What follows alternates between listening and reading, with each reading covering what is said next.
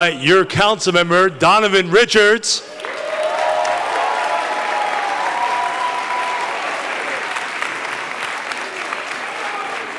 And your mayor, Bill de Blasio.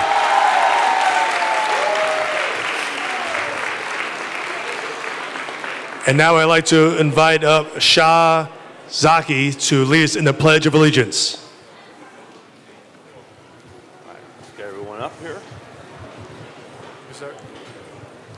I pledge allegiance to the flag of the United States of America and to the republic for which it stands, one nation, under God, indivisible, with liberty and justice for all. Good job.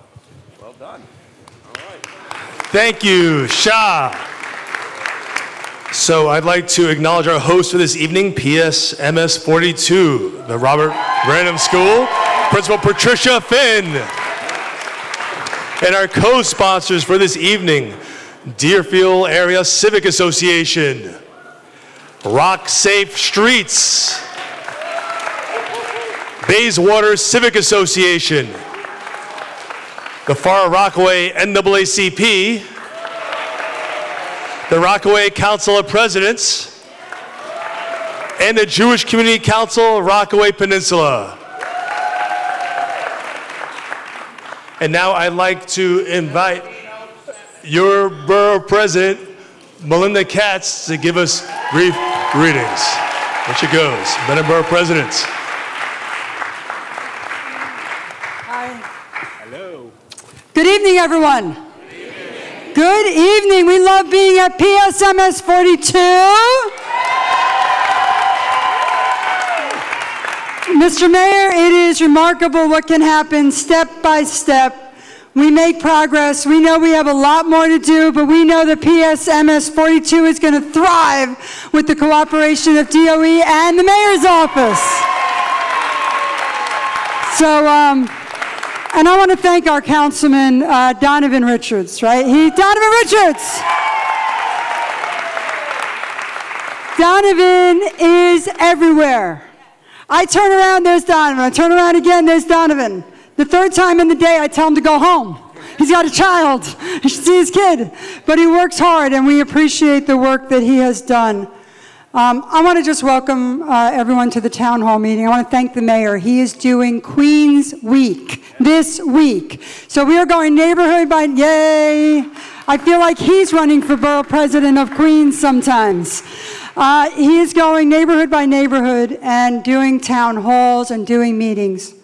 And you know, Queens is growing. We are popping, right? Everywhere we go, people want to live here, come here, play here, spend their money here, make their money here. And we can only do that when we have investments in our boroughs, not just Manhattan, but all 5 boroughs of the city of New York. And by the way, corner to corner in the borough of Queens also. And we are here tonight to ask the mayor questions. But I also want to thank him for a few things. I want to thank him for a 5-borough ferry system that is permanent with a shuttle coming from Far Rockaway. And you know, it's permanent, so it can't just be taken off one leg, right? And that's really the important part. We are rebuilding all playgrounds out here after Sandy.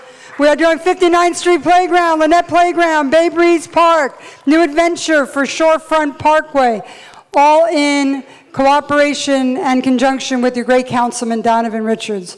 But most importantly, we are investing in our schools. We are investing in our senior centers. And so tonight is not only about showing a little love for the stuff that the mayor and the councilman has done, it's also about asking hard questions. And I have to respect the man that he comes out knowing he's also going to get hard questions. So don't make me look bad. All right? Thank you, everyone, for coming out tonight, and thank you to your commissioners for the work they do. Thank you, Borough President Katz. And now I'd like to bring up your council member, Donovan Richards. Thank you. And I want to welcome the mayor to what we know as the Rockaways, Far Rockaway, Auburn, Edgemere. And before I begin, I want to first say thank you, and I think we ought to give the men and women of the NYPD a rousing round of applause. Today was a very challenging day for our city, and they did what they do best, protect all of us. Now, Mr. Mayor, I'm going to take liberty so that I can make it home and not get in trouble, and thanking the person who really enables me to do the work that I do every day. Now, Barack Obama had Michelle Obama. Bill de Blasio has Charlene. And I have Tamika Richards. Thank you, baby, for being here. Now, next, I will move on to thanking the mayor for being here. And I want to speak specifically about the progress that we've made. And I want to also acknowledge my team, because a lot of the things, majority, if not all of the things, let me say that I accomplished is done with a phenomenal team. So Team Richards, thank you for putting this together, for the work you do every day. Now, for decades, we know about the challenges we've had in this particular community. And every administration, it seemed like for decades, would come into our community and say what they were going to do. They paid us grand lip service. They would say, wait a minute, they would come with a check, right?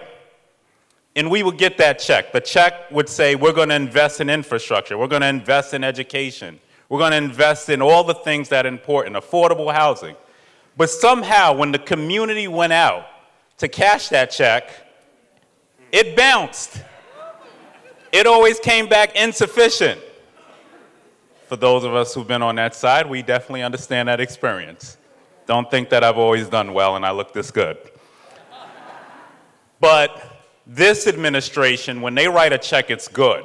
And I'm going to tell you why. We are seeing significant progress in for the entire peninsula. Not some of the Rockaways, but all of the Rockaways. And that has been long overdue. I'm going to go down this list of accomplishments over the last 5 years that we've made. And that has been in conjunction with a mayor who doesn't get his just due. And we ought to beat him up when he deserves to get beat up. But we also have to acknowledge when folks do things right for us. So I'm going to go down this list. Let's start with sewer and infrastructure upgrades. This mayor has committed $1.9 billion in investment in our infrastructure. Let's go through some of these projects. $22 million. These projects are finished, by the way. McBride and Namioke and Chandler and Mott Avenue. $24 million, which is a project that has just started from Beach 73rd to 88th Street. Still got work to do there. A $25 million project, Phase 2 in Edgemere, which was completed. $23 million project that we've just started just about a week ago, which is finally going to address all of that flooding and that horrible road behind Peninsula Hospital. And also Ocean Bay houses. Let's go to libraries. We all know what Far Rockaway Library has looked like for a very long time. It was, you go in, you could barely get a book. You're right. No calling out, Eugene. I'm going to set the rules right early. But you're right, there were no books. Well, this mayor, with the borough president and myself, secured $42 million to rebuild what we will see in a few weeks, the new Far Rockaway Library. We didn't stop there. We went to downtown Far Rockaway. Many of you know what the Thriftway Mall looks like. Any of you saw the boards go up? We're going to demolish the Thriftway Mall in a few weeks and finally make way for responsible growth and the investments that we've needed for a long time. Community center space, housing. Most importantly, many of you for many years have spoken about our need to ensure that our residents can go to a restaurant or a gym and enjoy family time. Over 100,000 square feet of retail at that site coming. $108 million in infrastructure investment for downtown Far Rockaway. 2 plazas, sewers, streets that you don't have to bring your car to the car repair shop every week with. That's because of this mayor. But we didn't stop there. We know the challenges around education. $10 million through the rezoning to ensure that we can bring technology and schools technology playgrounds, and other things to our schools. That's a $10 billion investment for every school in the Rockaways. Not going to stop there. Rock Save Streets is in the house. Stand up. These are violence interrupters. When you look at how much crime has decreased on this peninsula with the work that they, in conjunction with the NYPD, they do on a daily basis. In Edgemere, we had a summer free of shootings because of their work. Think about that. That's because this mayor committed $500,000 and added another $250,000 for them to now expand into Redfern. So this is the work that we have to acknowledge. This is how we make real change in our communities.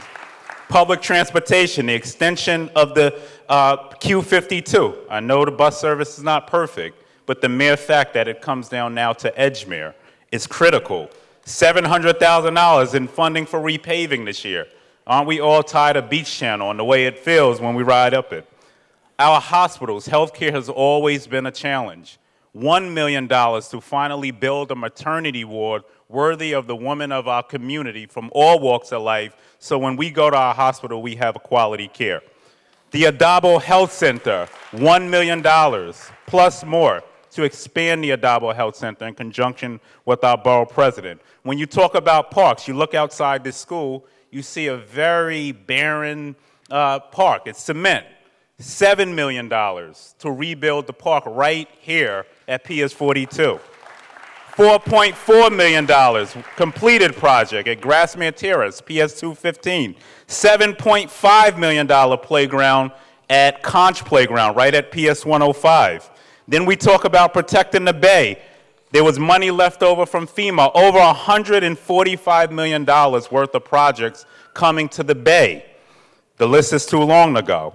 $1 million for PS 183, $350,000 for O'Donoghue Park, $1 million for a new skate park at Bayswater, including a $60 million tagged onto that. A new park on Namey Oak Avenue, $10 million park right next to the LIRR. And it's not about just building a new park. What about Redfern Playground?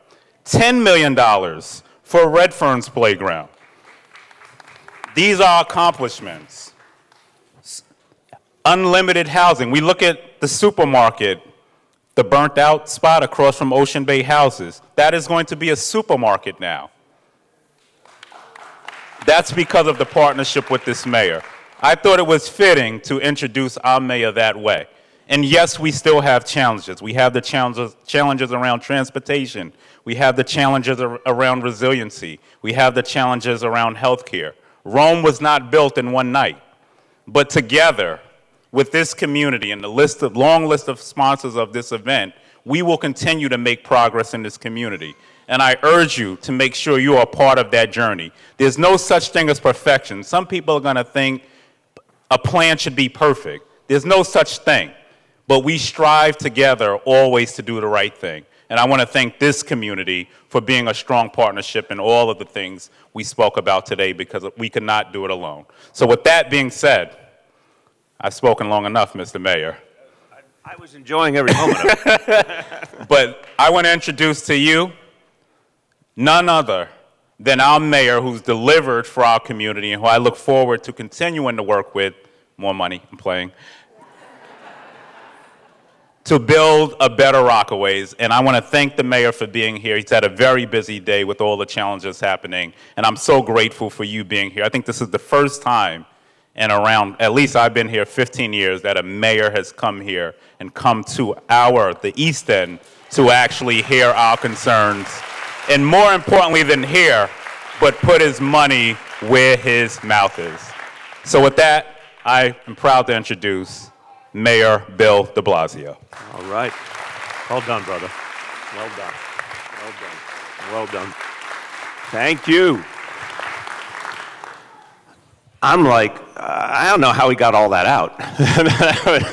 that was impressive. Everybody, I want to just start by talking about this day we've had in our city. And, you know, let's be very clear, whenever there's an act of terrorism, what a terrorist tries to do is undermine our faith. A terrorist tries to use violence to make us afraid, to intimidate us, to take away our will to go about our lives and to trust each other. But what's so amazing about this city we love is that the people of New York City never allow themselves to be terrorized, don't allow themselves to be intimidated. You could see it today. It was absolutely striking. Look, think about how upsetting it is in all these places simultaneously. These packages are arriving, they could explode, and what a sense of danger and the unknown that creates. But people in this city did not, for a moment, back down. They went about their lives.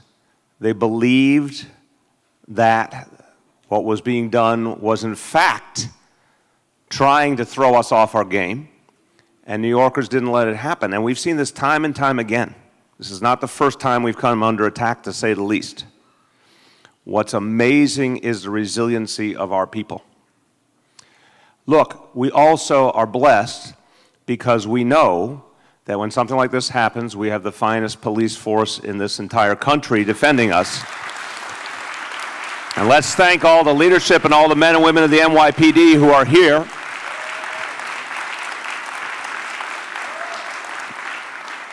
I was asked, I talked to some of the national media this afternoon, and they said, do you think that the perpetrators will be caught? And I said, I've watched the NYPD time and time again, and they always find the people who did these things. It's like, I don't know why anyone thinks they could ever get away with something like this, because they will be found. And I have great confidence in that fact. But I wanted to say that at the beginning because it's something we all experience in common today. But it's also important that we're here, because terrorism is always an attack on democratic values, with a small d, democratic values, communal values, civic values.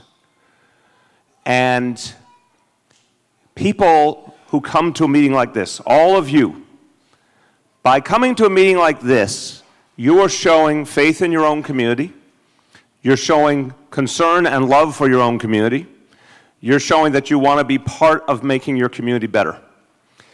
Every one of us, we're New Yorkers, we're the hardest working people in this whole country. It would be very easy to go home after a long day and just watch television.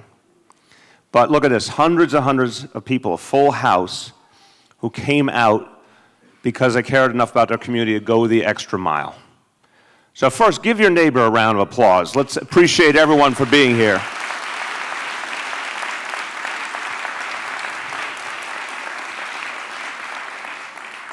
And second, one of the things I said earlier today was, if the people behind these letter bombs thought they could intimidate us or throw us off, just look around you. And my message to those terrorists is, mission not accomplished.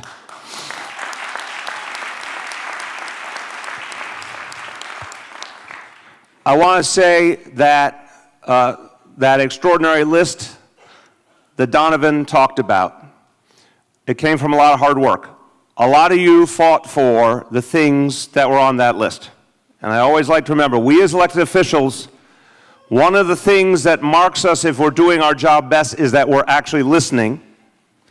And a lot of those things, particularly the decades upon decades in which people dealt with flooding with no response from their government, this is an example of an injustice. People stood up, they fought, they made their voices clear, and now almost $2 billion to address it because you fought for it and because you had elected officials who cared. And that second part is crucial. Elected officials who care and do the hard work. I want to say first a thanks to the borough president because she is hosting us this whole week in Queens.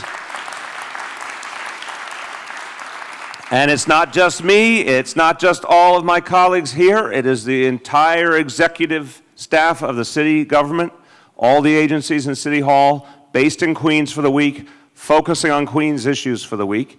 And the borough president has given us a very substantial list of things to focus on.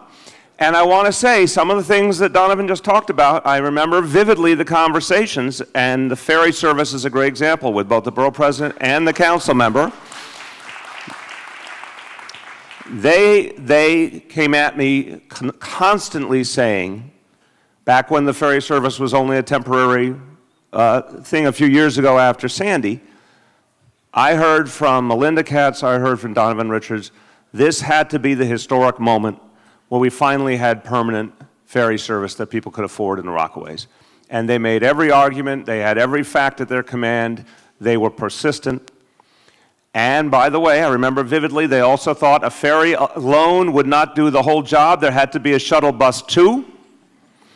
And I am so proud to say that not only do we have a ferry and we have a shuttle bus, it is permanent. It will always be the same as the ferry, as a subway fare. And congratulations to the people of the Rockaways.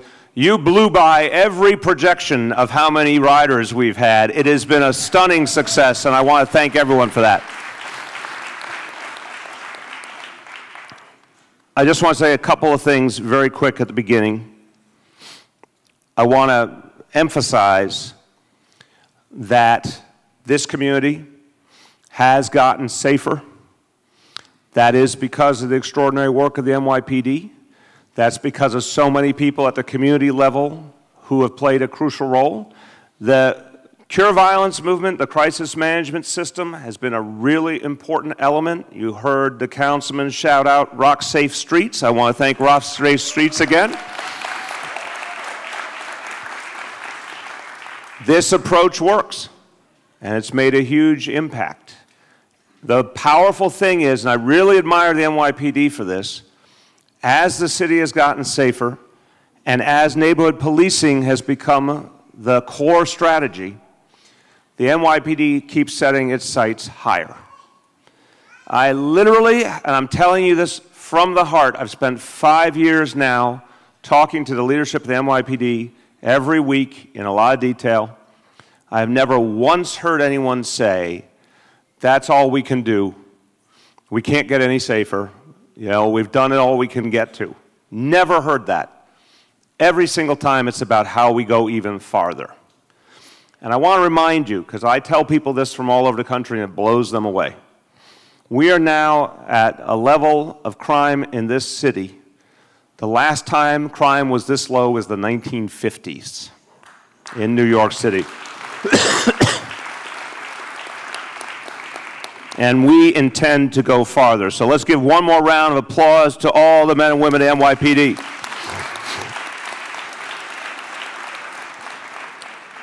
Very quick, just a couple of things I want to note.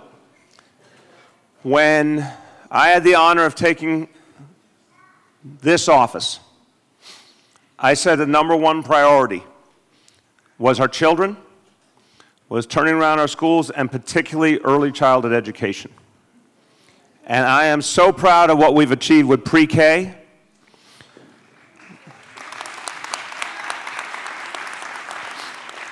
And in Councilman Richards' district, as one example, in just 4 years' time, the number of pre-K seats more than doubled. High quality, free early child education for the children of this community.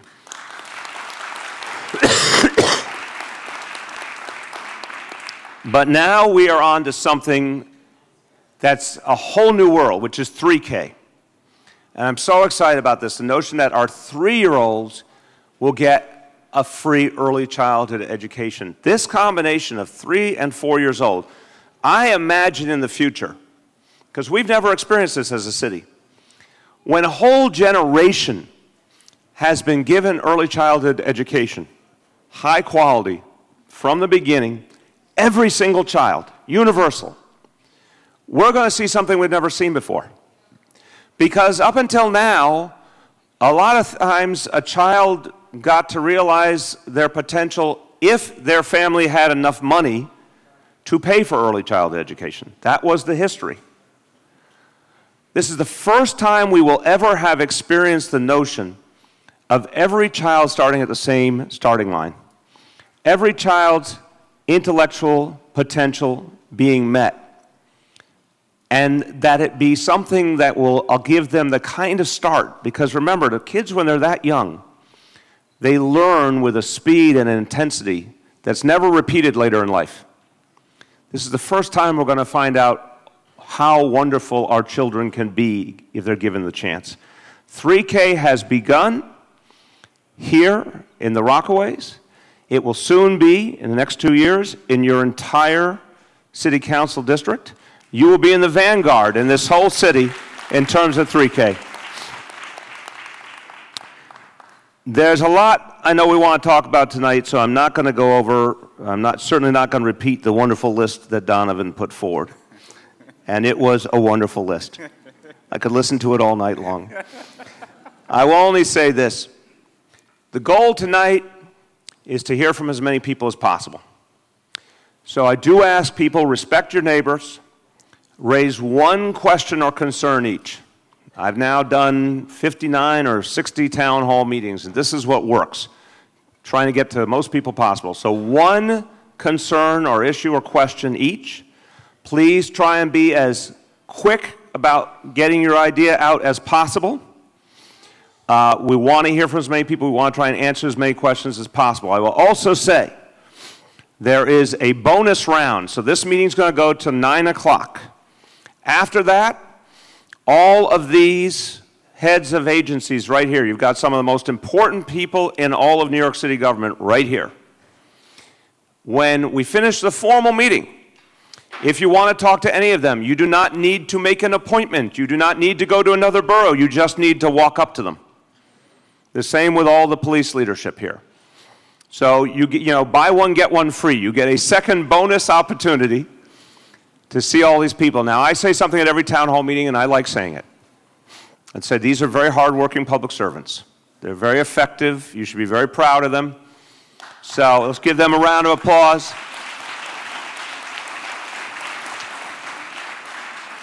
But you're good people, and you're very kind, and you may think, well, wait, they've had a long day. We shouldn't bother them. We shouldn't take up their time so late at night. I say you have nothing to worry about. They are so devoted to their jobs, they will be here all night if you want them to be. Okay? So when the meeting's over, get to know these good people, and any other issues you want to bring up, they're here for you. With that, again, a profound thanks to everyone for being so engaged with the community, and I look forward to hearing from you tonight. Thank you. All righty. So we're going to start in this section and work our way around. I'm going to ask people to be very concise with their questions and comments. Also to be respectful. I know we could get passionate, but respectful of each other's views, and also respectful of the mayor and I as well. So get your views across. Let's be respectful, all right? All right, I'm going to start here. I see Dr. Ed Williams here. And they're going to bring you the mic. Thank you, Council Member. Mr. Mayor, welcome back.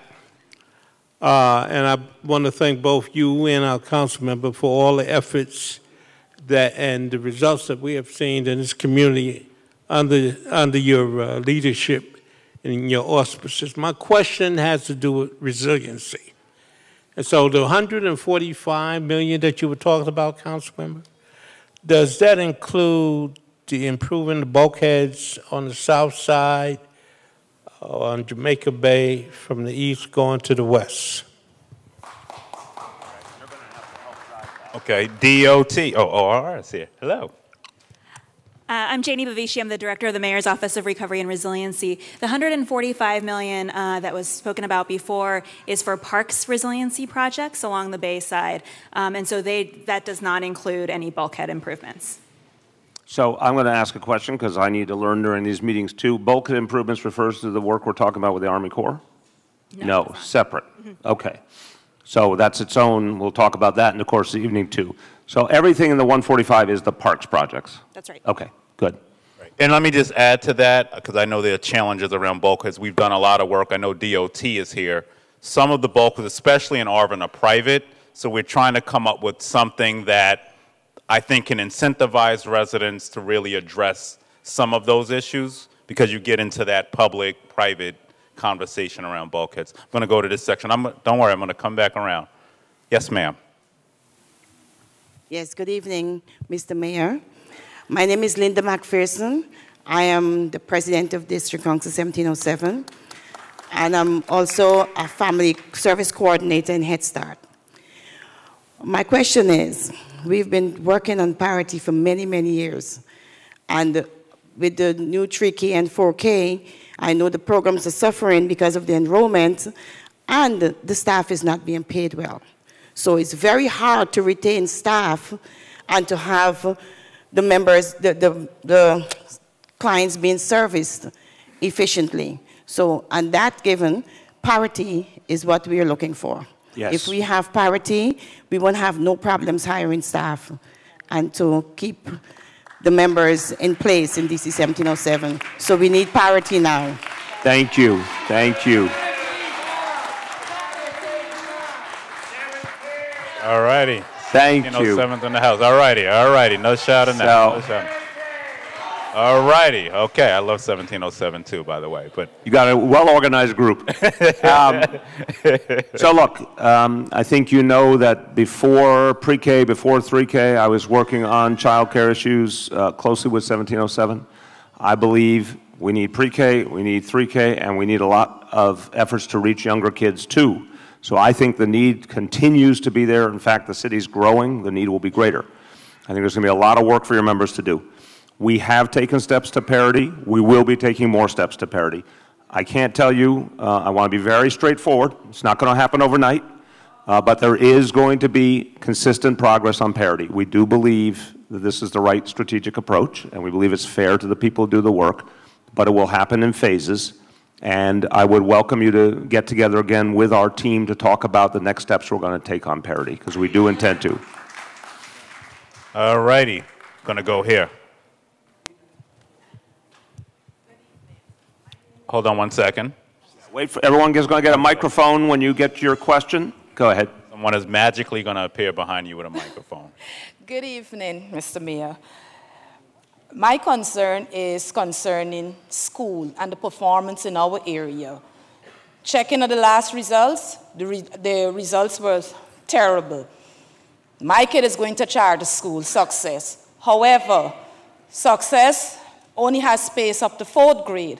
Where will my child go after 4th grade? I am contented with what my child is achieving at Success, right? We are looking for more space. When will we be able to get space for the continued growth? Right now, the school is up to 3rd grade. We have space up to 4th. Can we get more space for the growth? The entire area, this performance is poor. It's very poor. Most of the schools in the area are on average. I got you. Look, I'll be very straightforward. We get a lot of requests for space, and there's a number of them that we can honor, and there's sometimes specific reasons why we can't, but there's still funding that goes to the organization, the charter organization, so that they can get private space if we don't have space available. Charter schools have continued to grow in New York City, including Success. But I don't agree with your estimation of the schools in this community. I would say to you there's been a lot of progress. I think there's no question in the world that we have a lot of work we've got to do to make our traditional public schools stronger. But I will also tell you, you're talking about a school system that has seen a 50% increase in the graduation rate in the last 15 years, a huge increase in college readiness, a whole host of indicators, test scores and others, that indicate a lot of progress in a lot of schools. And it's where the vast majority of our kids get educated. About 90% of our kids get educated in the traditional public schools. The school system is improving regularly. And things like pre-K and 3K are going to create a whole different foundation for the future than we've ever had. And it's going to make the whole school system stronger and help all of our kids. So I do appreciate what you're saying as a parent and for your own experience. I don't agree about the overall situation with the schools in the community. We're continuing to invest a lot to bring up the schools in the community. But to your core question, yes, we do provide space to a lot of charters, not in every situation, but in a number of situations, and we'll continue to make those decisions case by case. And let me add, in this last budget, we added funding for fair student funding to make sure that every school in New York City is starting to see some equity, and many of the schools in this community, such as 42, have started to see that equity come in place. And I do want to say, because we have to also, and we're not where we need to be, and I want to say that, partly because there has been a lack of investment in a lot of our schools in this community for a very long time. So now that those investments are coming up, we are seeing growth in some areas, but we have a long way to go. So I just want to make sure we put out there and acknowledge the good work that the public school educators are doing out in this community, from down the beach to up here, but it takes everybody coming together. It's not a magic wand that is going to make a great school. It's student involvement, it's parent involvement, it's the educators, it's principals, and community. So if we come together, our schools can be excellent. All righty, I'm going to go to Elaine Short. Thank you. Mr. Mayor, my name is Elaine Short. I'm the president of the Far Rockaway NAACP branch. Okay. And my question to you is, with the population of this peninsula being 150,000 and we only have one hospital, I want you to commit to funding a health and hospital cooperation clinic in the Rockaways. I want your commitment. I like that. Very sharp question, by the way. Yes. I don't think our colleagues from Health and Hospitals are here. Am I right or am I wrong about that? Call them up. There you go. I'll get it on the phone. Okay. So I want to just put forward to you what I've heard so far, meaning in the years of talking about the issues and the needs of the Rockaways. Clearly, and I've been involved in this, the fight to protect the hospital that you do have, and I understand what a lifeline that is for the community. Honestly, it's the first time I'm hearing the notion of an additional H&H facility.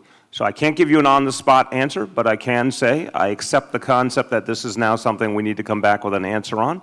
Let me get to the folks at Health and Hospitals and assess whether we should do a clinic here, and we will bring an answer back. Thank you. Thank you.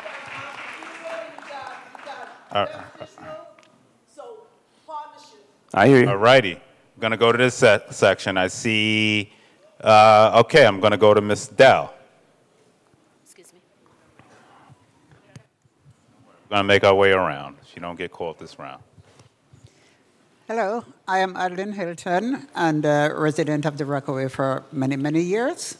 And I'm also a member of the board for the St. John's Hospital.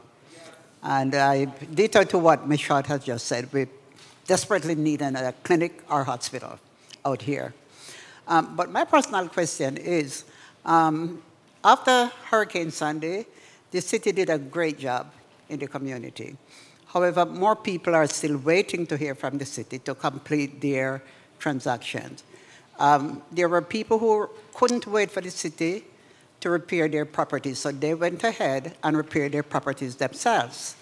The reimbursement to those people were only approximately 50%, and the city promised that when the program closed out, that they would receive the rest of the reimbursement. It's been what, 5 years? 6 years? And we haven't heard anything.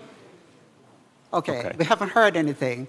So when will those people, when can they expect to hear anything about reimbursement? So your question is obviously from the heart, but I want to make sure we're understanding each other, because, Amy, I have not heard of for a 50-50 thing where you get reimbursed 50% up front and 50% at the end. This is news to me. So help put in perspective to people if there is still a substantial number of people waiting on reimbursement or whether they've happened already.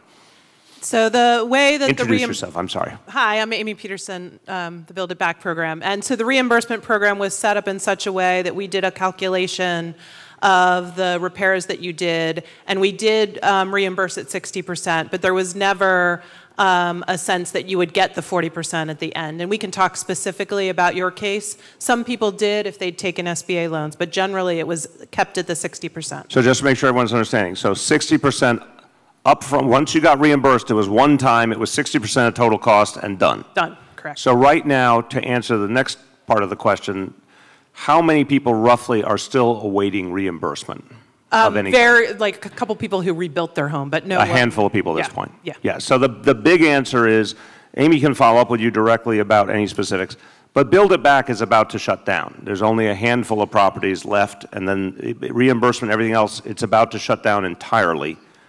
And then, God forbid we ever have to deal with anything like this again. What I've said very publicly is, we're going to do an entirely different approach if we ever have to deal with something like this again, because there were many problems with Build It Back. But this program is about to close down once and for all. Well, basically months. Yeah, we're wrapping up almost all of the homes in 2018, and only a very small will go into early next year. All right, I would say make sure you see them. And we actually have an event tomorrow night at Bayswater Jewish Center, so please be there tomorrow. Should be flyers here. Okay, I'm going to go here and see. Yes.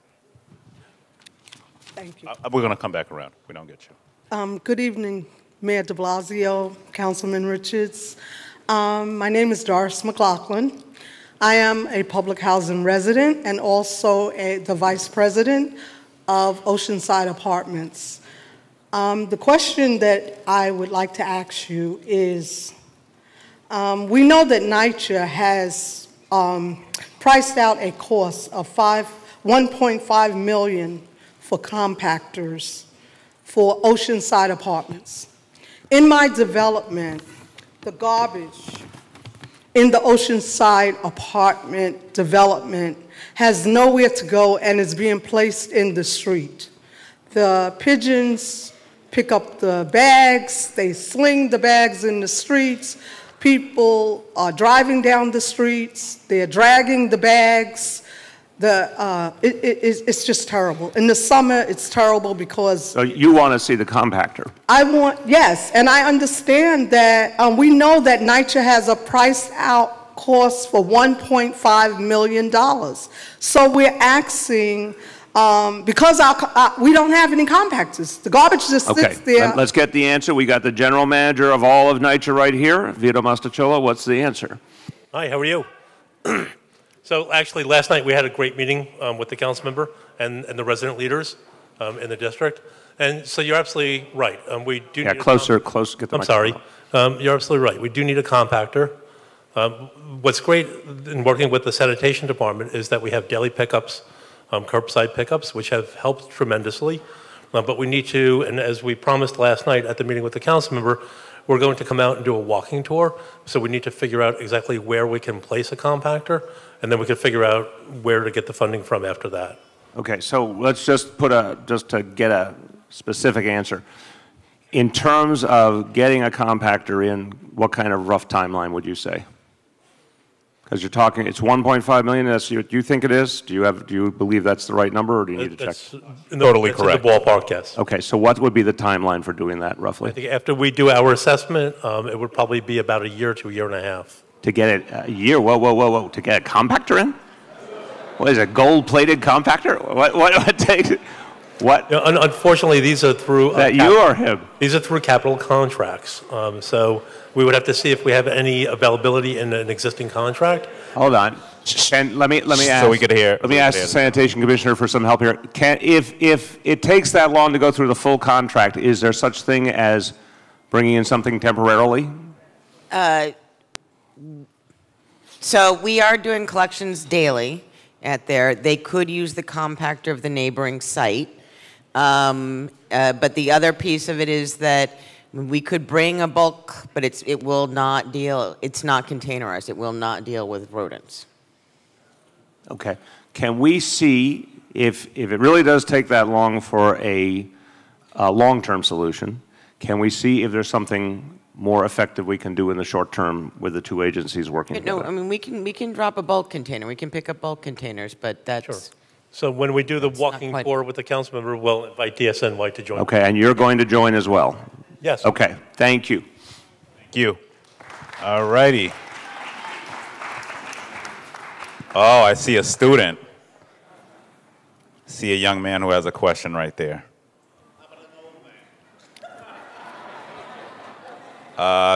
beauty before age.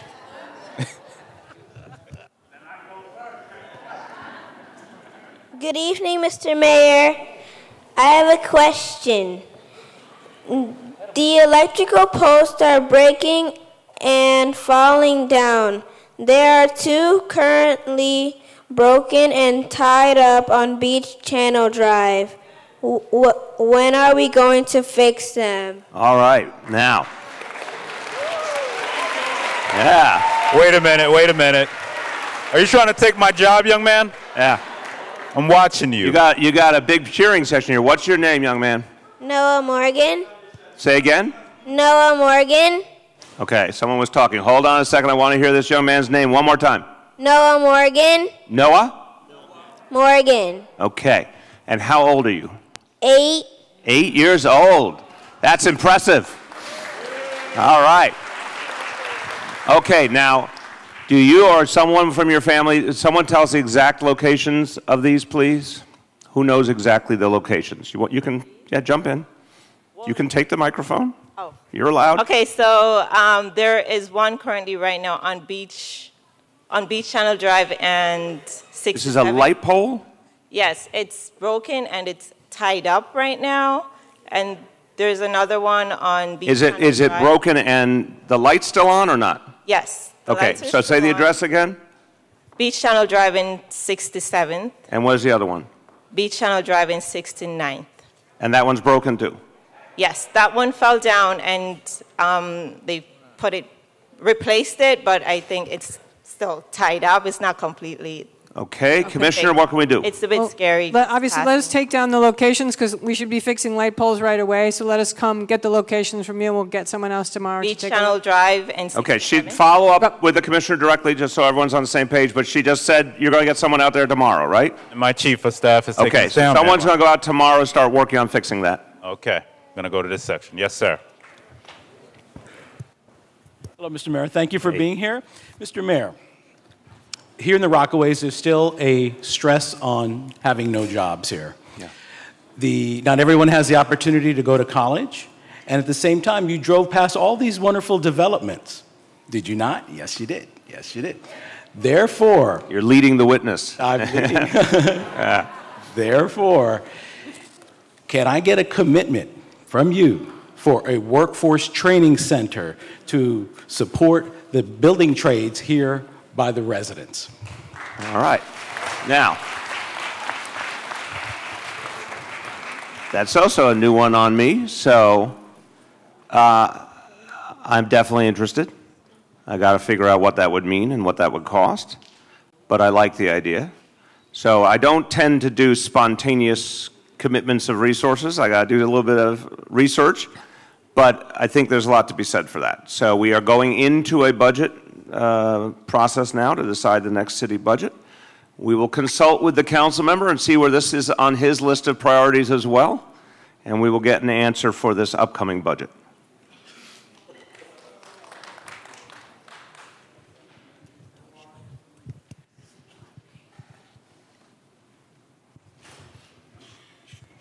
Good evening, Mayor and Donovan. My name is Yolanda Lawrence, and I am a new developer in the neighborhood. I've been living here for about 8 years from South Carolina. My question is about housing. I noticed that there's a lot of buildings going up, and there's a lot of people out here moving in to the neighborhood. What will happen to the people in the neighborhood that's already living here? For example, what happened in Brooklyn, how everybody became homeless. How are we not going to have this happen to our neighborhood?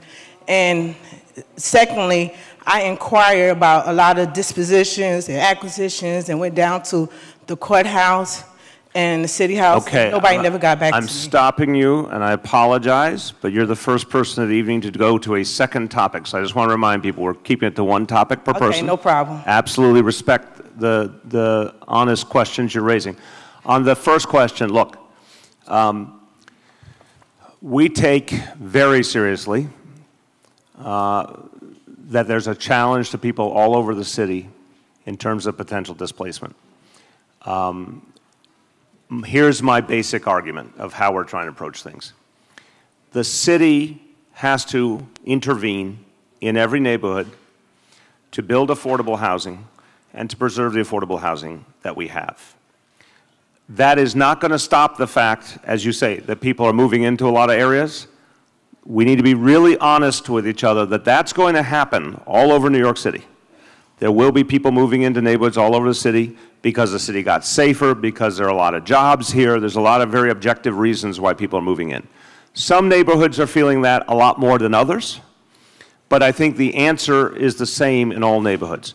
Protect the affordable housing we have, and that includes subsidizing a lot of people to stay in the apartments they're in now, protecting the public housing that we have, the NYCHA housing we have, and building new affordable housing. Now, in this community, I just want to see if I think I got the numbers here, and the council member can affirm this because, oh, you seem to have numbers too. Okay. So here's examples. In the last 5 years, and again, council members have been really, really focused on this. I want to give them a lot of credit. 3,413 affordable apartments in this community have either been built or preserved. And when we say preserved, we mean subsidized. So that, in this case, is about 1,000 that have been subsidized and preserved, 2,412 apartments that are either built new or are being built, and there's another 1,000 more coming behind that. So that's going to be, when we add that in, almost 4,500 total apartments. When we talk about an apartment, typical, the average is 3 people to an apartment. Some are bigger, some are smaller. So right there, 4,500 apartments, 3 people to an apartment, 15,000 people, if I'm counting right. That's an example right there. Just in 5 years, 15,000 people in the Rockaways either being subsidized to stay or getting a new affordable apartment. And that's for working people, that's for middle-class people, low-income people, it's for all the different kinds of folks who live here. That we're going to keep doing. And Councilman, I know you've supported some really big, exciting new developments that are coming on with a lot more affordable housing. So my answer to your question is one of the most important questions in all New York City, and people ask it in different ways everywhere I go, is we're trying to intervene and have the city play a very active role in protecting affordable housing and building new to balance the fact that there are a lot of people moving in and making sure there's still a place for people from the community. And let me just add to that, and I just want to add, so you'll see several projects, new projects that have come up, and one thing we didn't discuss tonight is something that we shepherded in through the council as my chair, during my tenure as chair of the zoning committee, mandatory inclusionary housing and zoning for quality and affordability. And why are those two programs important, especially mandatory? At one point, developers were able to come into this community and into the city and say, we want more height, and give no affordable housing back on that. With this change in the zoning text, they now are required to put affordable housing in. It's no longer a choice. And then with that requirement, the city can come in and obviously subsidize and give a little bit more. So for instance, on the Thriftway Mall site, in our first phase, there will be housing for people earning as low as $23,000 up to $70,000, and we capped it at about $70,000 to $80,000 because we want to ensure that there's a diversity of income on that site. Beach Green Dunes, and we know people from this community who got into that building on 44th Street. Another thing that's important to remember is that there's always going to be, at least I hope we continue to move in this way, a 50% community preference. So there's at least a minimum requirement that with all the units come that at least a bare minimum of 50% of those units go to people here. If you're unaware of what Housing Connect looks like, you need to make sure you see the HPD commissioner who was up here, but we are very serious. And let me be clear, this community needs to push back when folks come to us and say we don't want any low-income or middle-income housing, because we are hearing those voices in this community, and we need to be clear with those folks that we can have growth, we can have all the nice things, and still maintain the affordability and the character of our neighborhood. So it's very important that we continue to make sure we raise our voices on this issue. So thank you. Can I raise my voice? Ma'am, you're not going to call. No, you're not going to. No one is going to call out. We're going to get around to everyone. Good evening, Mr. Mayor. My name is James Mosiri, and although I'm not a Rockaway resident, I'm a Queens resident.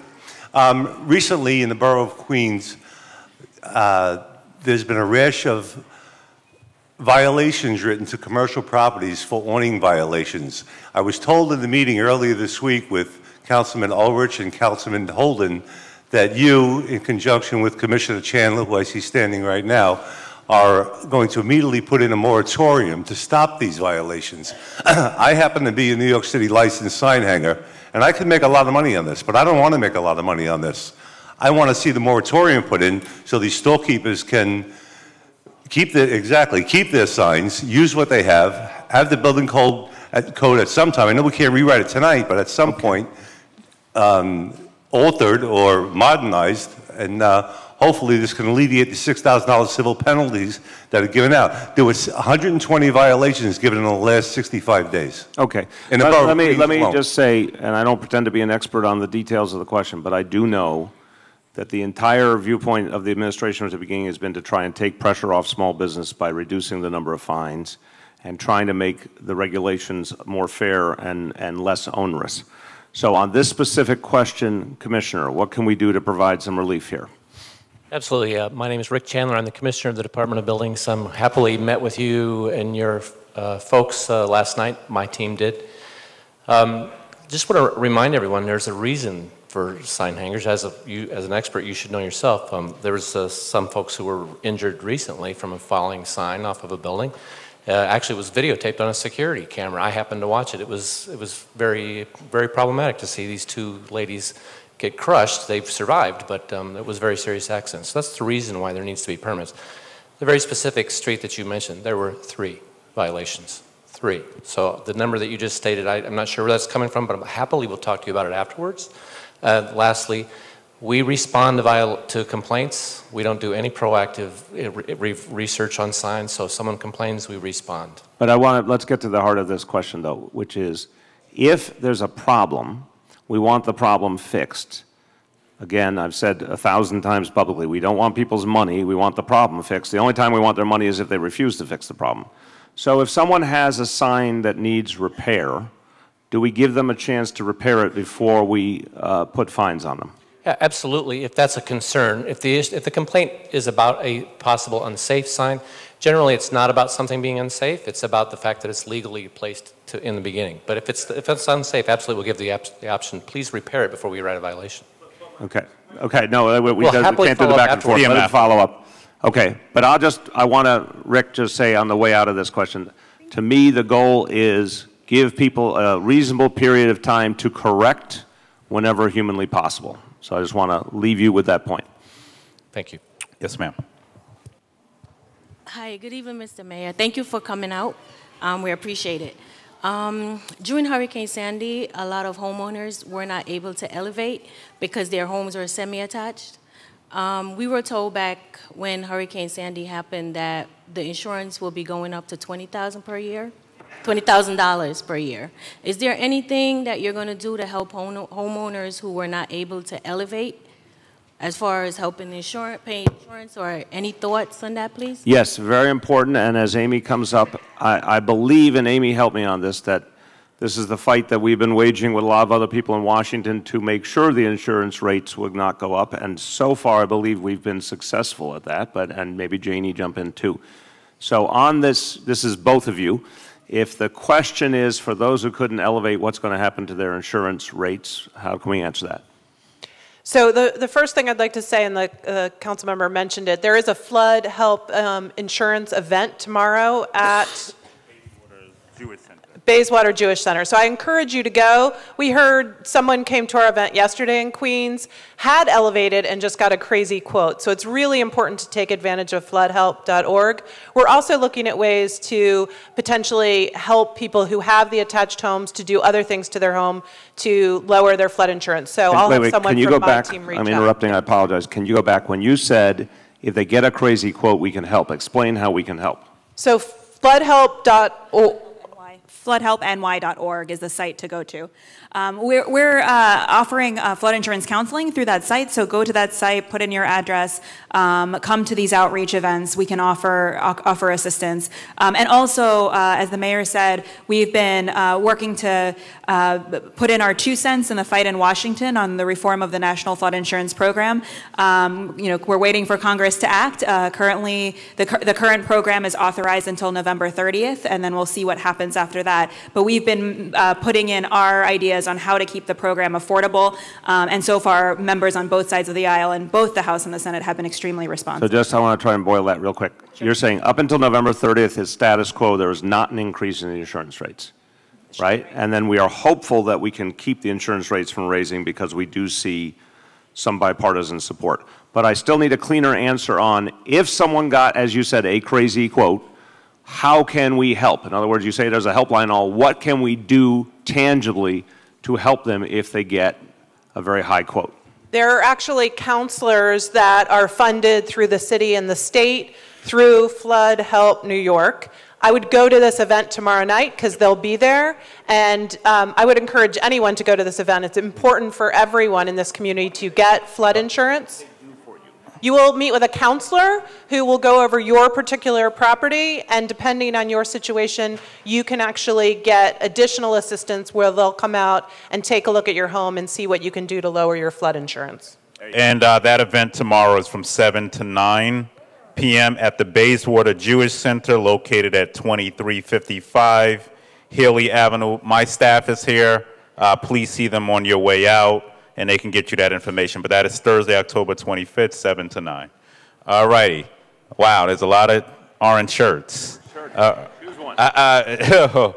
Okay. Whoever I'm pointing at. There you go. All righty. Good evening, Mr. Mayor and Councilman Richards. My question is that the majority of summons and arrests in schools are for violations and low-level offenses. Arrests and summons don't make schools any safer and don't get to the root of problems that young people have, and they only add to our problems. And our schools are almost only giving summons and arresting Black and Latinx students. And a summons or arrest for students who are undocumented could tear them away from their families. Tonight, can you commit to ending summons and arrests for low-level offenses and ensure that you keep us out of the criminal justice system because of discriminatory school policing? Can we get a commitment from you tonight?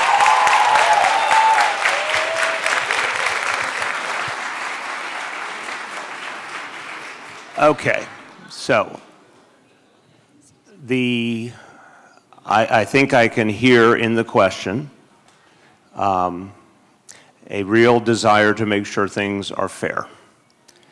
I'm not sure I agree with all the analysis. I want to be real about that. I don't think there's no place for summons and arrests. I think we should be using summons and arrests as minimally as possible, and that has been the case. There's been a tremendous decrease in the number of arrests and the number of summonses, and at the same time schools have gotten safer. It mirrors the overall situation that we've done in communities in general. Example, 2017 in New York City, 100,000 fewer arrests overall in the city than 4 years earlier, and we got safer. But I do not agree with the notion of taking the tool away entirely, because there are situations that might be appropriate for summons and arrests. To the question of folks who are undocumented, I would clarify to you that we, first of all, to the best of my understanding, on summons, there's no way that that creates any exposure in terms of the immigration authorities. On arrest, I think you know, we do not participate with the immigration authorities unless someone is convicted of a serious or violent crime. So I don't believe that we're putting people in harm's way. I also think it's really important to keep a safe environment in the schools. So I'll conclude by saying, one, where I think we have common ground, reduce arrests to the maximum extent possible, reduce summons to the maximum extent possible, create a lot more dialogue between school safety and students, and a lot more use of restorative justice programs, which we also have been doing a lot of, and we find they work. I think those approaches are what's moving us in the right direction. I do not believe in a blanket ban on summons and arrest, however. Go ahead. And I'll just add to that I chair the Public Safety Committee in the council, which gives me jurisdiction over the NYPD and also school safety. And we held about a 6 or 7 hour hearing just last week or 2 weeks ago on this issue. And I will respectfully disagree with the mayor that public safety has moved to a warning card system, but they give one warning. And we want to see more than one warning, because if we got one warning in a school, I wouldn't be the council member today. The other thing I'll say just on that is, we now have 5,000 school safety agents in the city, 4,100 guidance counselors and social workers. So we are going to look forward to working very closely with your organization, the mayor, and the city to make sure that that number goes up. We as a city have to show what is our priority, and it should definitely not be criminalizing young black and brown folk kids, but dealing with the social and emotional issues that many of us deal with. So we look forward to that continued conversation on it. Yes, more mediation, all of that. All righty, going here. All righty, I got the hard job, don't. Good afternoon, Mr. Mayor and Mr. Stewart, Donovan Stewart. Thank you for taking the time out to come and hear us in the Rockaway. I do work for child care at Blanche Community Daycare Center in the Rockaway for 13 years. I'm an assistant teacher. I'm very hurt because having the same credential as DOE, and we're making $40,000 to $60,000 less than our counterpart. And it's very emotional knowing that we cannot feed our own family when we have to take home lunch from the center to feed our own family. I'm asking you, please, I'm begging you, I'm beseeching you, Mr. Mayor, please. Can you sit at the table with us, please? We need parity. It's hurting us. Please. Thank you. Thank you. Thank you. Thank you. Thank you very much for raising your voice. And I said earlier, I'll say it again, we do believe in a pathway to parity. It's going to take several steps to get there, but we believe we can make a lot of progress.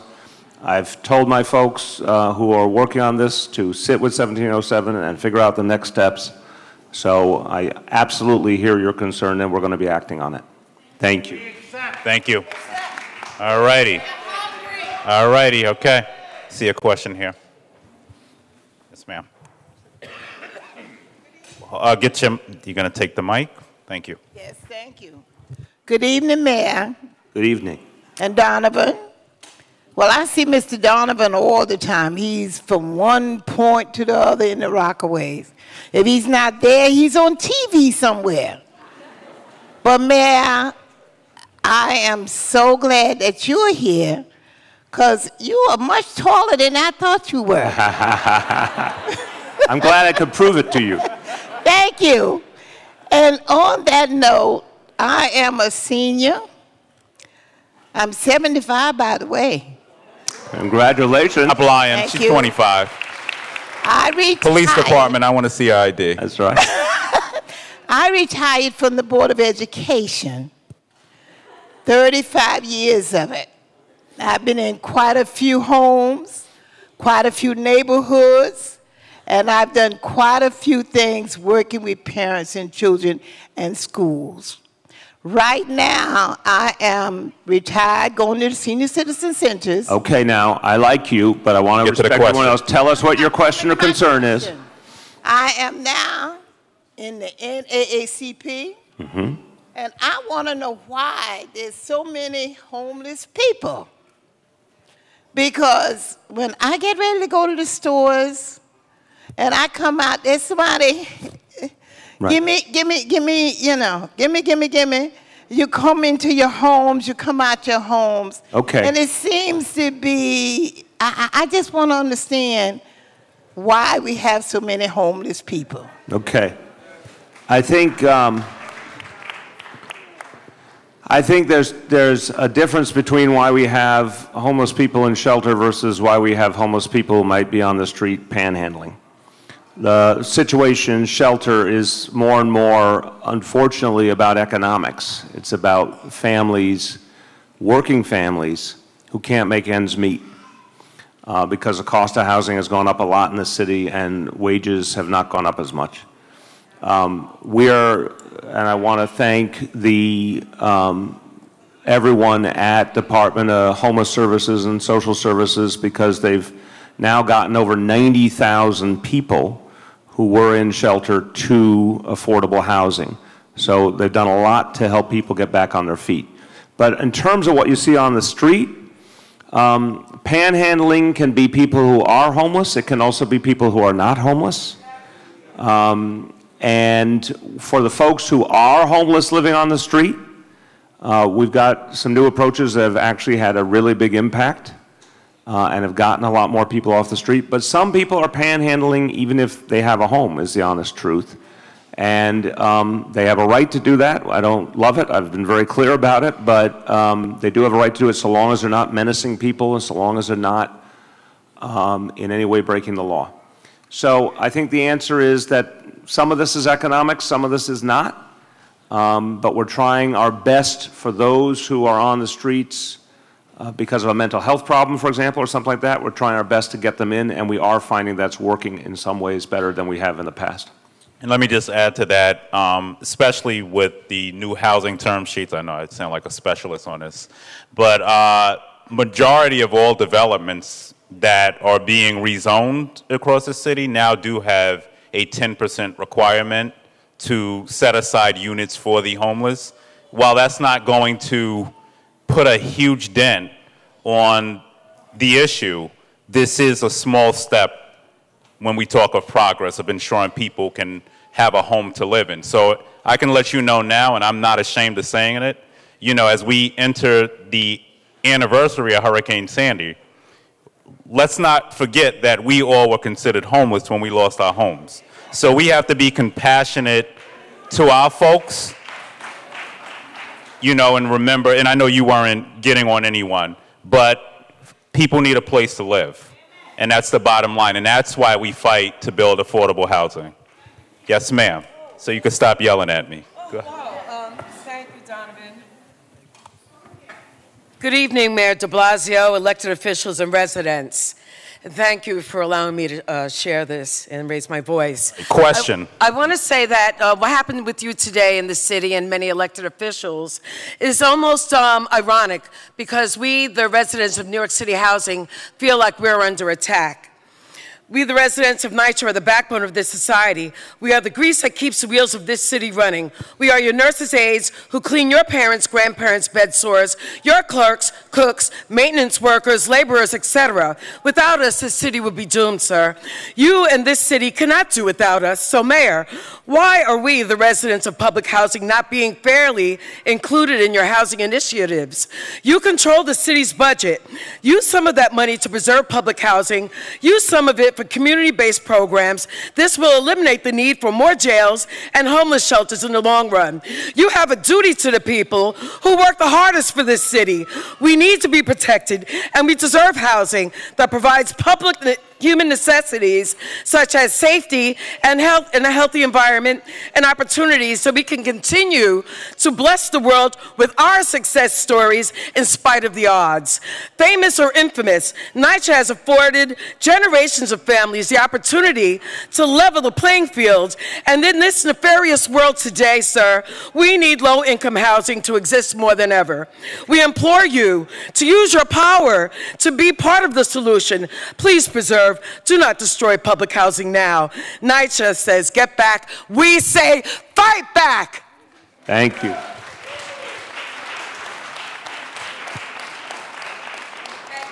Thank you. Look, I just want to affirm the core point you're making. The people who live in public housing, 400,000 people, of course, they're the backbone of the city. And I believe that protecting and preserving NYCHA housing is one of the most essential pieces of how we keep New York City, New York, that this is the ultimate in affordable housing. Now, we're going to disagree on what we're doing about it, because from my perspective, we've put billions upon billions of dollars into public housing to protect it, to try and fix it in a way that's never been done before in the city's history. Those facts are out there. People either want to see them or don't want to see them. But I'm telling you, right now, already almost $4 billion that we put in, and I want to thank the City Council for their support, to fix roofs, to fix heat, to fix elevators. We're not getting the help we need from the federal government. We're not getting the help we need from the state government. But the City of New York continues to invest more and more and more, and we will. And we've committed to it. Legally in writing, in fact, in the recent settlement with the federal government. So there's not a day when I or anyone else in leadership in this administration is ignoring NYCHA or in any way feeling anything but it's our obligation to invest everything we can possibly get our hands on, because the people who live in public housing deserve a better life. And that's what we're committed to doing. Thank you. I'm going to go to the chair of the Community Board 14. Good evening, Mr. Mayor. It's nice to see you again here in Rockaway. So I want to comment on the parks. This summer, I believe, we had about 2 million visitors to Rockaway. We are very excited about the parks that were destroyed and being rebuilt, and the numbers that are being rehabbed, and the additional parks. We're getting brand new parks. And we're thrilled about it. One of the conversations, though, that the community board continues to have is our concern of the city's ability to staff it properly. The park staff has been tremendous in all the work that they do with the small staff they have. And doubling the number of parks, we need to double the number of staff workers for the Parks Department. So our parks are kept beautiful and clean and safe. Now, I don't know the answer to this, so Commissioner, help me out. When we bring a new park online, we obviously need the staff to maintain it and all. So I don't know if it's about something as simple as doubling, et cetera, but I do think it's right to say when we create more park space, we don't just leave it. We have to take care of it. So why don't you explain what that commitment is? With new sections of the Rockaway opening, we did add additional staff here this summer. I think your concern is with having a 5.5-mile beach, we have to make sure the entire length is covered. We have agreed and will be supplying more lifeguards for the section in Far Rockaway. But in terms of the staff that... We'll have an open beach in Far Rockaway. We'll have an open beach in Far Rockaway. With Next year, we will have an open beach in Far Rockaway. With 4 to 5 additional staff. But working with the commissioner and the staff of the Rockaways, we're perfecting the way. We maintain the park. But we did add additional staff this summer because we now have more beach that is open. I don't think you're getting that. But maintenance, yes. And that's a budgetary question. But let me also add, for at least 15 years, we have not been able to use the beach in the 30s. So I'm not sure if you recognize the importance of what he just said. That means we will have an open beach in Far Rockaway, and that's a big deal. So thank you for that. I'm going to allow her to go because she has I have a terrible twos issue at home, too. So I'm going to allow her to go now. Terrific terrible twos. Good evening. I have a question in regards to MTA and the elevators. When I was pregnant, at the time I wasn't driving. Mommy! And, Mommy! and I had to go up and down the stairs. I was supposed to be on bed rest. There were no elevators in any subway stations. There's only one elevator on Mott Avenue within the whole peninsula. I think that's absurd. Like, what? How there's only one elevator in all of the subway stations in Rockaway? That's unacceptable. And what are we going to do about it? Okay. Now, very few, yeah, you almost got your microphone stolen there. I can see we got a next generation of active citizen there. So before I turn to Commissioner Trottenberg, who's on the MTA board, I'm going to ask everyone here to answer a simple question. You get two choices. City and state are your choices. So, to test the room, how many people believe the City of New York controls the subways and the MTA? City of New York. Who thinks it's the city? Who controls was the question. How many people think the state control the subway and the MTA? The majority is correct. Democracy wins. That's not passing a buck. That's just being honest about what it's going to take to fix something. For the accessibility to be what it should be in the MTA, you're absolutely right. There should be elevators, escalators, wherever they're needed. Now, that's billions of dollars, but that is what should ultimately happen. For that to happen, there needs to be an entirely new funding plan for the MTA. The estimate is between $30 and $40 billion total to actually get our subways and buses to run properly on a consistent basis is literally between 30 and 40 billion. Now that could be achieved if there's a vote in Albany this coming spring for the kinds of things that would provide that money. I believe in a millionaire's tax. That's the proposal I put forward. I think millionaires and billionaires can afford to pay a little more so the rest of us can get around. Other people believe in congestion pricing. There's different models. But the point is, there is an opportunity to address the MTA issue once and for all in Albany, and everyone needs to let their state legislators know how important it is. Now, in terms of what we can do in the meantime, to try and focus attention on specific places where we need more accessibility. Go ahead, Commissioner. I mean, you raise a great point, and I'm happy to say there is some new leadership at the MTA. Andy Byford, new person who's running New York City Transit, he's hired a new disability advisor, Alex Elgooden, and Andy has made a pledge, if he can get the kind of funding the mayor is talking about, to take a whole new approach to making subway stations accessible and have nobody live more than one subway station away from an accessible station. But as the mayor says, it would be an enormous financial commitment to get there. If it can happen up in Albany, I think it would be transformational for putting elevators into subway stops. And we got a commitment from the president of the MTA to do a meeting in the Rockaways, and I believe that will happen in November. So I urge everybody to come out as well. All righty, I'm going to go to Mr. Lenny. Good evening, Mr. Mayor. Welcome back to Rockaway. Good to see you. I'm the president of Water's Edge Condominium, which is affordable housing. There's a $250,000 pipe-in plover fund. Our condominium has already paid in excess of $32,000. We would like to have a commitment from you to remove this tax on affordable housing owners. Thank you. Did you hear all that or not? I did. I'm testing to see if you're paying attention in class. This is our housing commissioner, Maria Torres Springer. Good evening, sir. I'm not familiar with the specifics of the building that you're referencing. What I'm happy to do, though, is to follow up with you specifically afterwards to make sure if there's something that we can do at HPD, I'll certainly do it. If not, if there are other colleagues across government, I'll make sure that the right connection is made. Okay. Follow up with her after, okay? Thank you. All righty. I'm going to go to you because she had her hand up very early. Hello, good evening, Mr. Mayor. I'm Belinda Davis. I'm the newly elected president of Hamill Houses Resident Council. And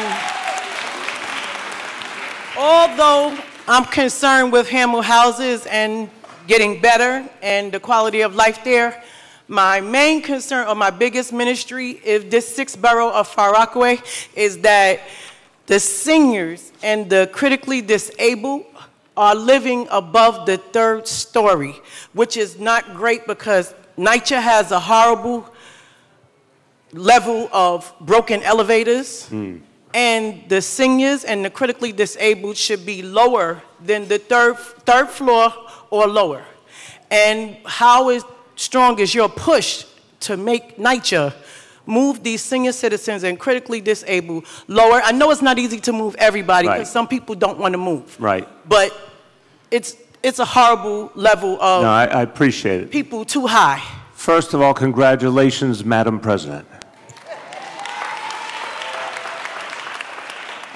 So we have the general manager of NYCHA with us, and so this is an excellent question.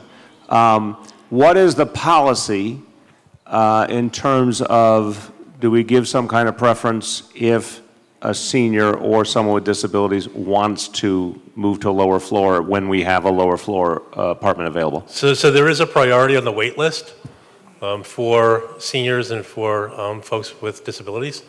I just honestly don't know what the availability is. We don't get a lot of folks that move out of lower floors, so we would have to make sure that's the right size unit. But I would love to speak with you after and see what we could do to address it. So if you work with the general manager, if there's specific vacancies and specific people who need them, you guys can work together to see if you can make that match happen. Okay? Thank you.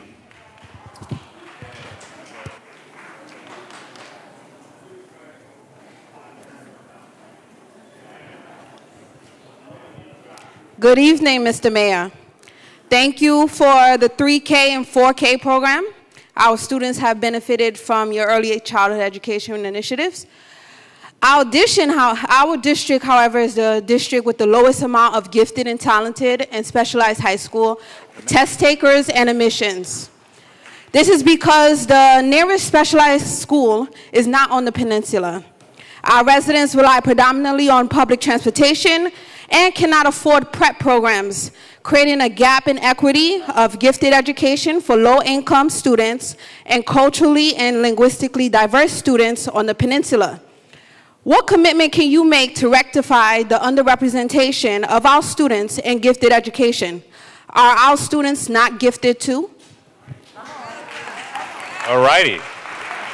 Well, I have good news on that, and that's something we negotiated through the Far Rockaway plan. The mayor has committed to placing a gifted and talented program in Far Rockaway. So that's done. We need to have a follow-up conversation with DOE to find out where we're at, because I know there was some shifts in the superintendent's office, but that commitment has already been made, and that's the answers we're waiting for as well. Now, let me introduce, while we've got everyone here, our Deputy Chancellor Karen Newmark is here, and who is our Executive Superintendent. Please introduce yourself so everyone gets to know you. This is Dr. Andre Spencer, who's going to introduce himself, but he's not going to give himself enough praise. He is a nationally recognized superintendent who moved here under the leadership of Chancellor Richard Carranza. We are thrilled to have him in Queens South, and now you can introduce yourself, but I knew he wasn't going to brag enough. There you go. Well, I'm not going to brag, but yes, I am Andre Spencer, the new Executive Superintendent for Queens South. It is definitely a pleasure to serve everyone in Queens South, and I definitely look forward to getting to know many of you. But and is the District Superintendent here? Yes, the District Superintendent is here. Get the District Superintendent introduced as well. Hello, everyone. My name is Jennifer. Wait, come forward so people can see you. Yes. You have a height issue. Hold on. I want you to know, this is... She's tall in stature, though. This is administration that includes everybody, okay? All heights are welcome, please. I was a point guard and the captain of the LaGuardia High School basketball team. Wow. I challenge you. There you go. There you go. But I'm Jennifer Carrion Ambert. Wait, say your name again so everyone can hear it. Jennifer Carrion Ambert, and I'm a New York City public school graduate my whole life. And I'm your new District 27 superintendent. And I'm really honored and humbled to have been returning to the district where I taught and I started my career. So thank you, and I look forward to more conversations with all of you. Excellent. And I want to say, everyone, if you have concerns about the schools, what Chancellor Carranza has done has really empowered the district superintendents and the executive superintendents. So the fact that both of them are here tonight, it's very important to engage them if you have concerns. Two, I have to comment on the last part of your question, and I know it was asked with absolute integrity and heart, but I also am a little troubled by it, to be honest. We've, for 5 years, made very, very clear that we value every child. We would not have done pre-K for every child, and we're doing 3K for every child, if we did not value every child and believe that their potential was great. So obviously, children of every background hold tremendous promise. They just haven't been invested in, and they haven't been reached. So yes, you've heard the answer on gifted, but I would just caution anyone who, I understand cynicism and I understand concern, but when you see the city of New York invest in every single child from the very beginning of their lives, that says a lot about how much we value them.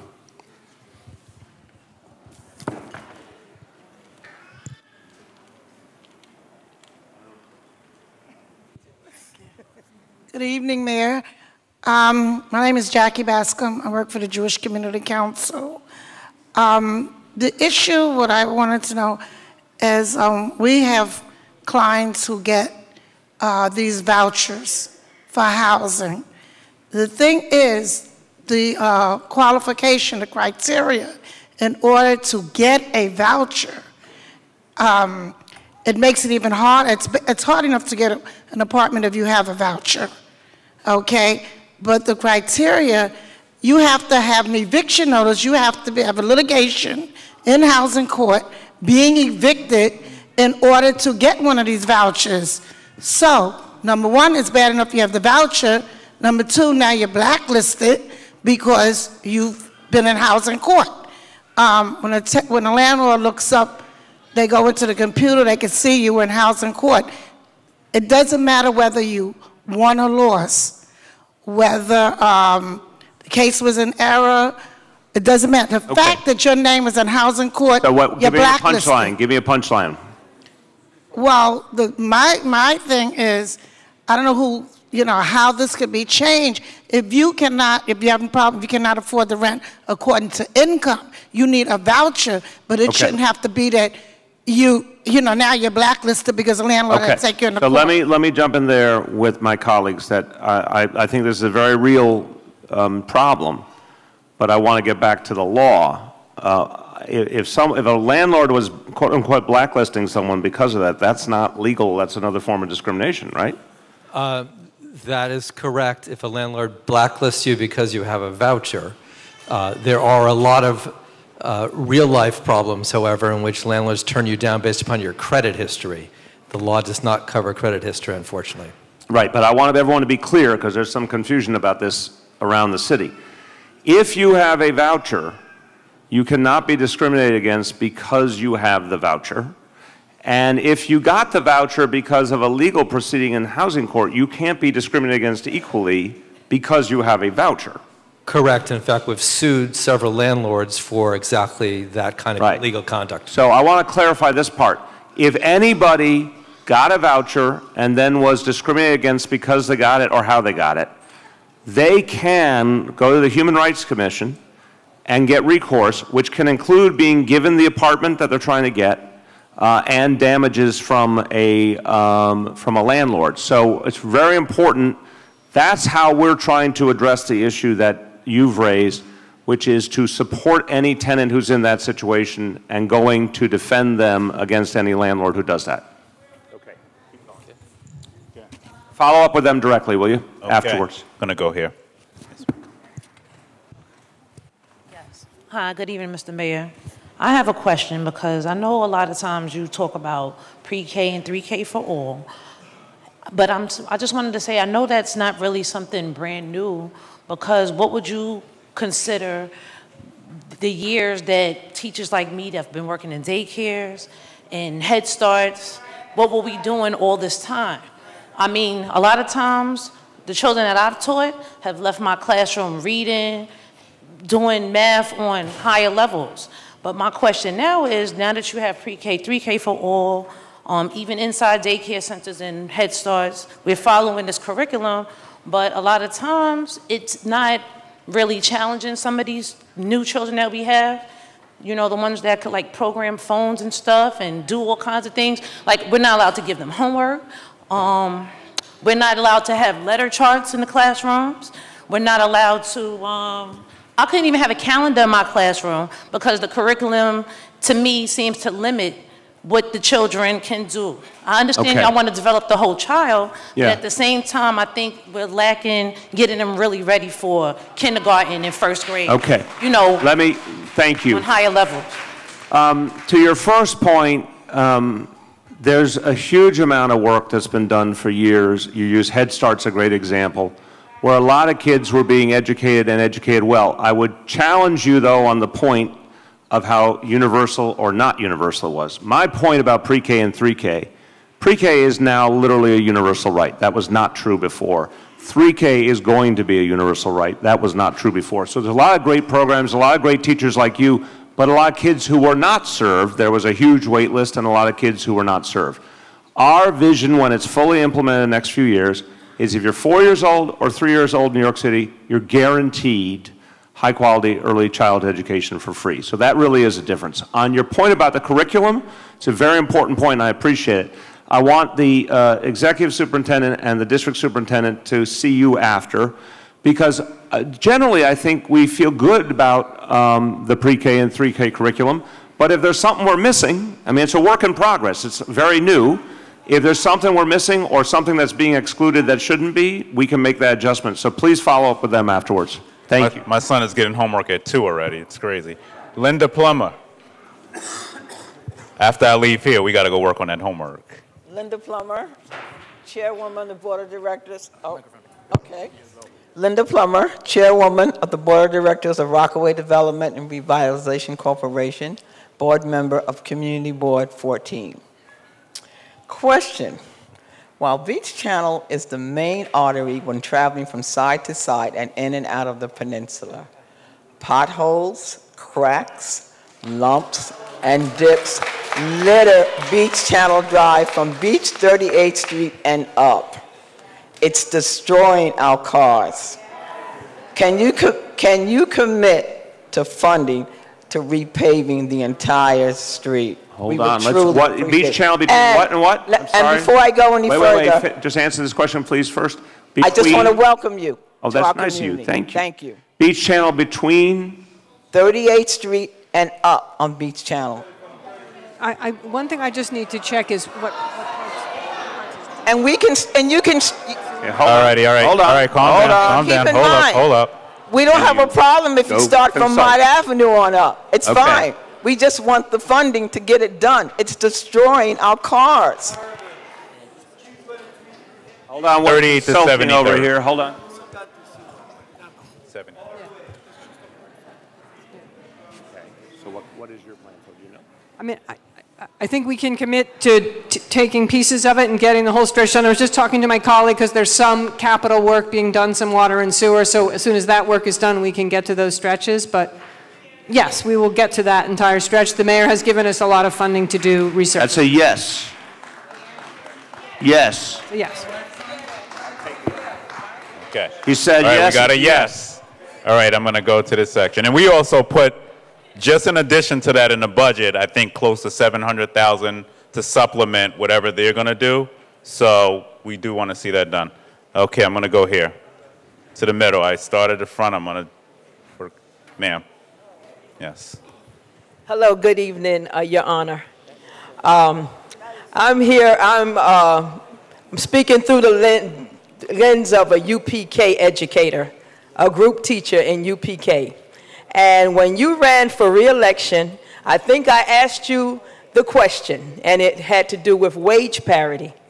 And we were in Brownsville at the time, and we are doing the work.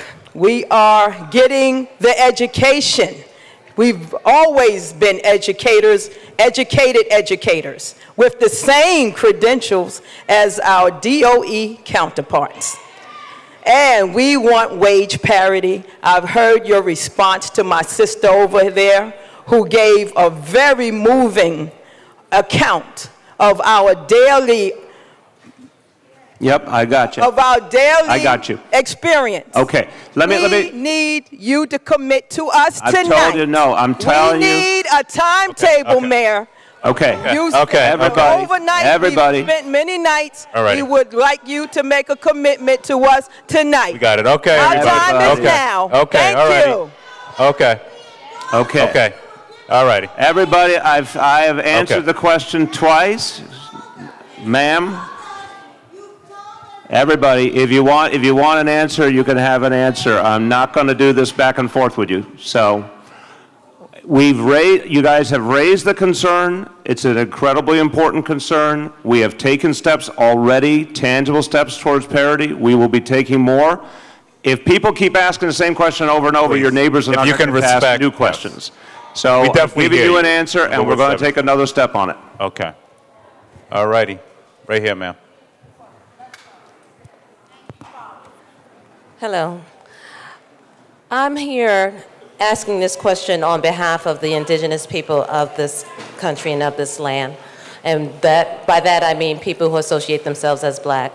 I see a lot of people, a lot of things that go to immigrant services, but the wealth gap in our neighborhoods and our communities is only spreading. There's a lot of problems like policing of our, making pretty much driving, criminalizing that, a lot of tickets.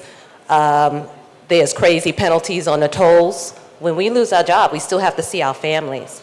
So my question is, what can you do to increase access to capital so that we can start building our communities up? We can take the unemployment down by building more businesses.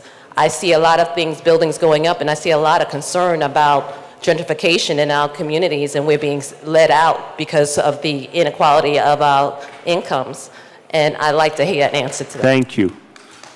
I think the most essential piece, and it's a huge question, and I could give you many elements of an answer, but I want to focus on one, which is what we're trying to do in terms of giving real opportunity for government work, government contracts to minority and women-owned businesses, but on a scale that goes far beyond anything that the city has done previously. What we're working on now is that 30% of all city procurement will go to minority and women-owned businesses, which overwhelmingly means businesses in the 5 boroughs, and that is going to have some of that foundational economic development impact that you're talking about, keeping money in a community, allowing it to recirculate and build wealth, build opportunity, build a job base in the community. So our Commissioner for Small Business Services, Commissioner Bishop, can tell you about some of the things that we're doing now, and also put in a plug for everyone to certify who is not yet certified. Yes, thank you very much, Mr. Mayor. So your question was very broad, and certainly there's a lot of areas where we are doing enough to, and a lot to create economic opportunity for individuals. So the Mayor alluded to the Minority Women Business Enterprise Program. So if there's anyone that has a small business that's looking to grow their business, they can come to Small Business Services and get certified, and we'll help you actually plug into opportunities at a different agencies. Last year we awarded about $1 billion to small minority and women-owned businesses. However, if you are looking to actually get capital to just run your business, we have the ability to connect you to capital, and you talked a lot about access to capital. We recently launched a new fund for women entrepreneurs. So women entrepreneurs who are looking to actually raise capital up to $10,000, the city has put in the first $1,000. So there's a lot of programs that's available if you're an entrepreneur looking to actually start a business, to grow your business, and to connect to the opportunities around the city. So I'll be happy to talk to anyone who's looking to actually grow their business or learn more about our programs. If you are online, you can go to nyc.gov/SBS, or you can see me after this. Thank you very much. You choose who.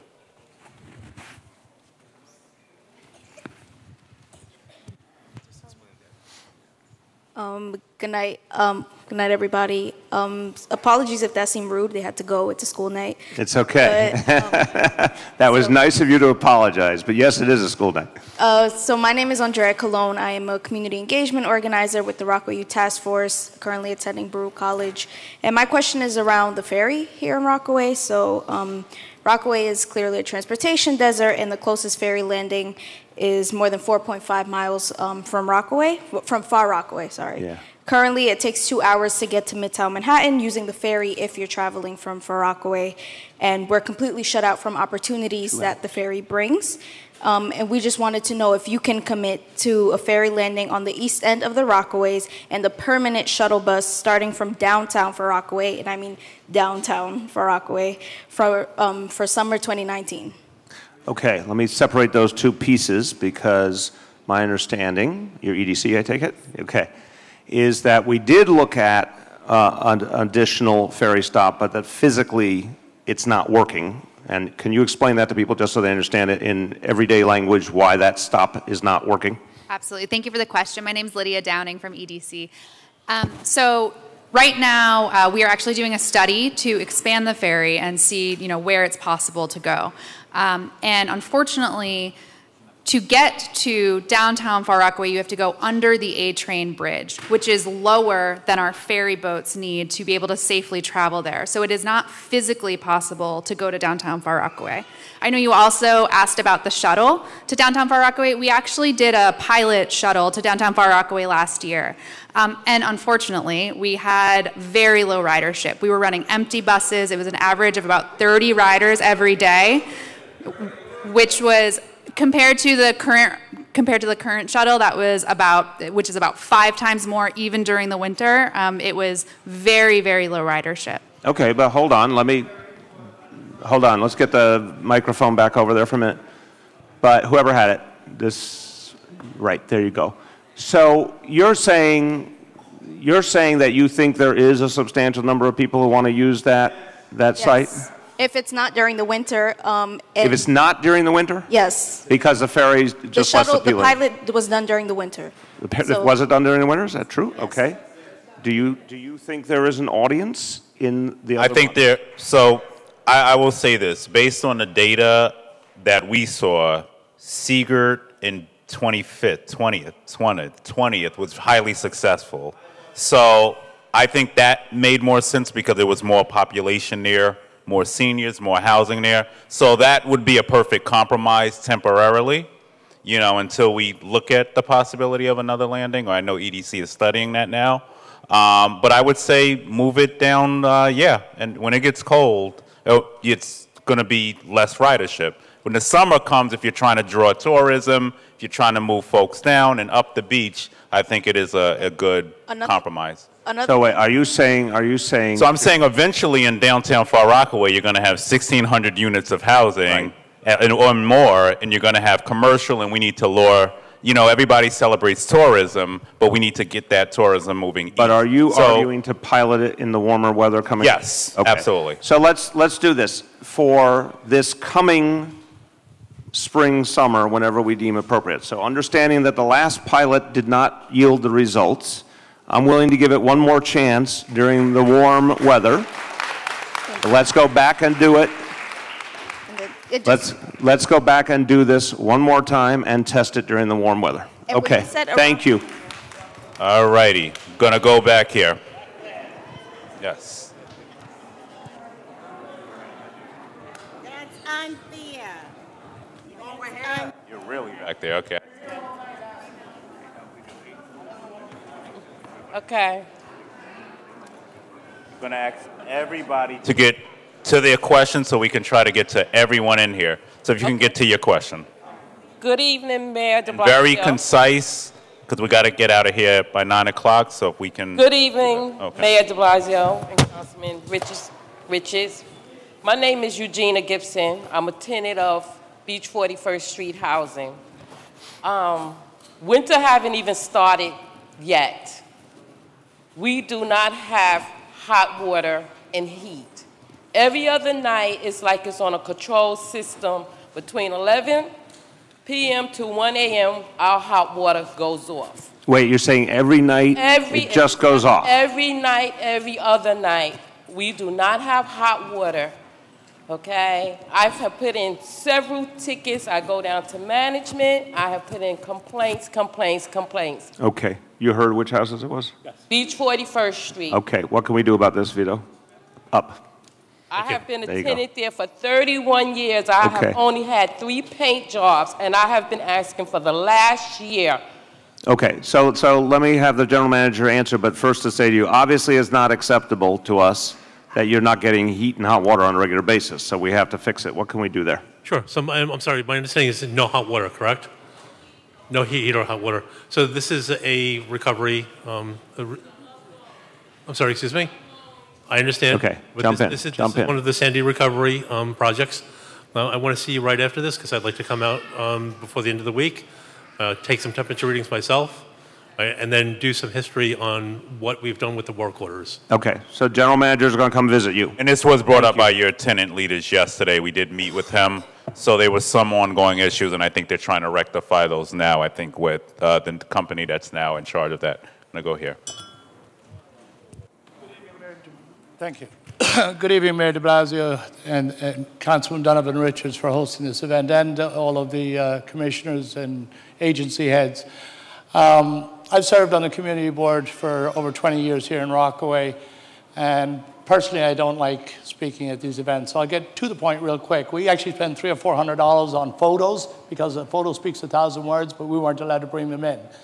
We're Build-A-Back applicants, and you started this debate out by talking about intimidation and that it was a wrong way to deal with anything, business or anything else. And I don't mean to be confrontational, but the manner in which Build It Back and the Mayor's Office of Housing Recovery has conducted itself, documented over the last 6 years, has been through the process of intimidation. Had I been able to bring those photographs up here this evening, the photographs would show you the following. One is of a gentleman 35 foot high on a ladder up at the top of my house with no protection or anything else, no safety harness, banging off asbestos shingles with a hammer.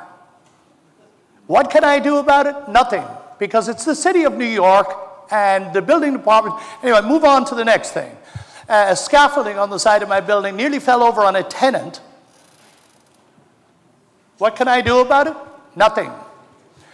It just goes on and on. Currently, they've abandoned the job. I don't know, for various reasons. One is that they were working totally without any... All right, I'm going to cut you off. Sorry, all right, so do you have one point? Just last They point, were yes. removing all asbestos from the building without any permits in place, showering asbestos all over the property and adjacent properties. What can I do about it? Nothing. All of these things, I spoke to HPD outside. I could go to DOB, but DOB will issue the violations against me. Subsequently, I had to take emergency measures to address this. There was water pouring through my house. We had to remove plaster on the second floor. Immediately, we're put into default, and we're now being sued for the entire amount back because they want to close the program. Is there any way, without intimidation, that the City of New York, that the Mayor's Office of Housing Recovery, I see Amy Peterson is here. I have not been able to speak to Amy Peterson for 6 years. Apparently, she told my wife tonight she gave her a business card. Rudy Giuliani. Okay, we got the point. You've covered it. Thank you. Sir, first of all, I'm very sorry you've had this experience.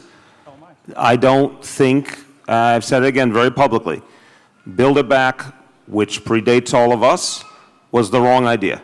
And no, we don't condone intimidation or anything but trying to serve people's needs. It's often complex to do it, but no one accepts intimidation as an idea. But the whole program was the wrong idea to begin with. At this point in history, our job is to close it down once and for all and learn from the mistakes of the past. That said, Amy is here. She and her team will talk to you afterwards. If there's anything we can do to resolve the outstanding issues, we're going to try and do it. But to the critique you're putting forward, which I take to heart, and certainly anything with health and safety should not have been handled cavalierly. I'm very sorry that happened, but I can at least tell you we're not going to be doing that kind of program ever again in the future. Again, no, we're finishing the program, but any outstanding issues she'll see you on. This gentleman in the back.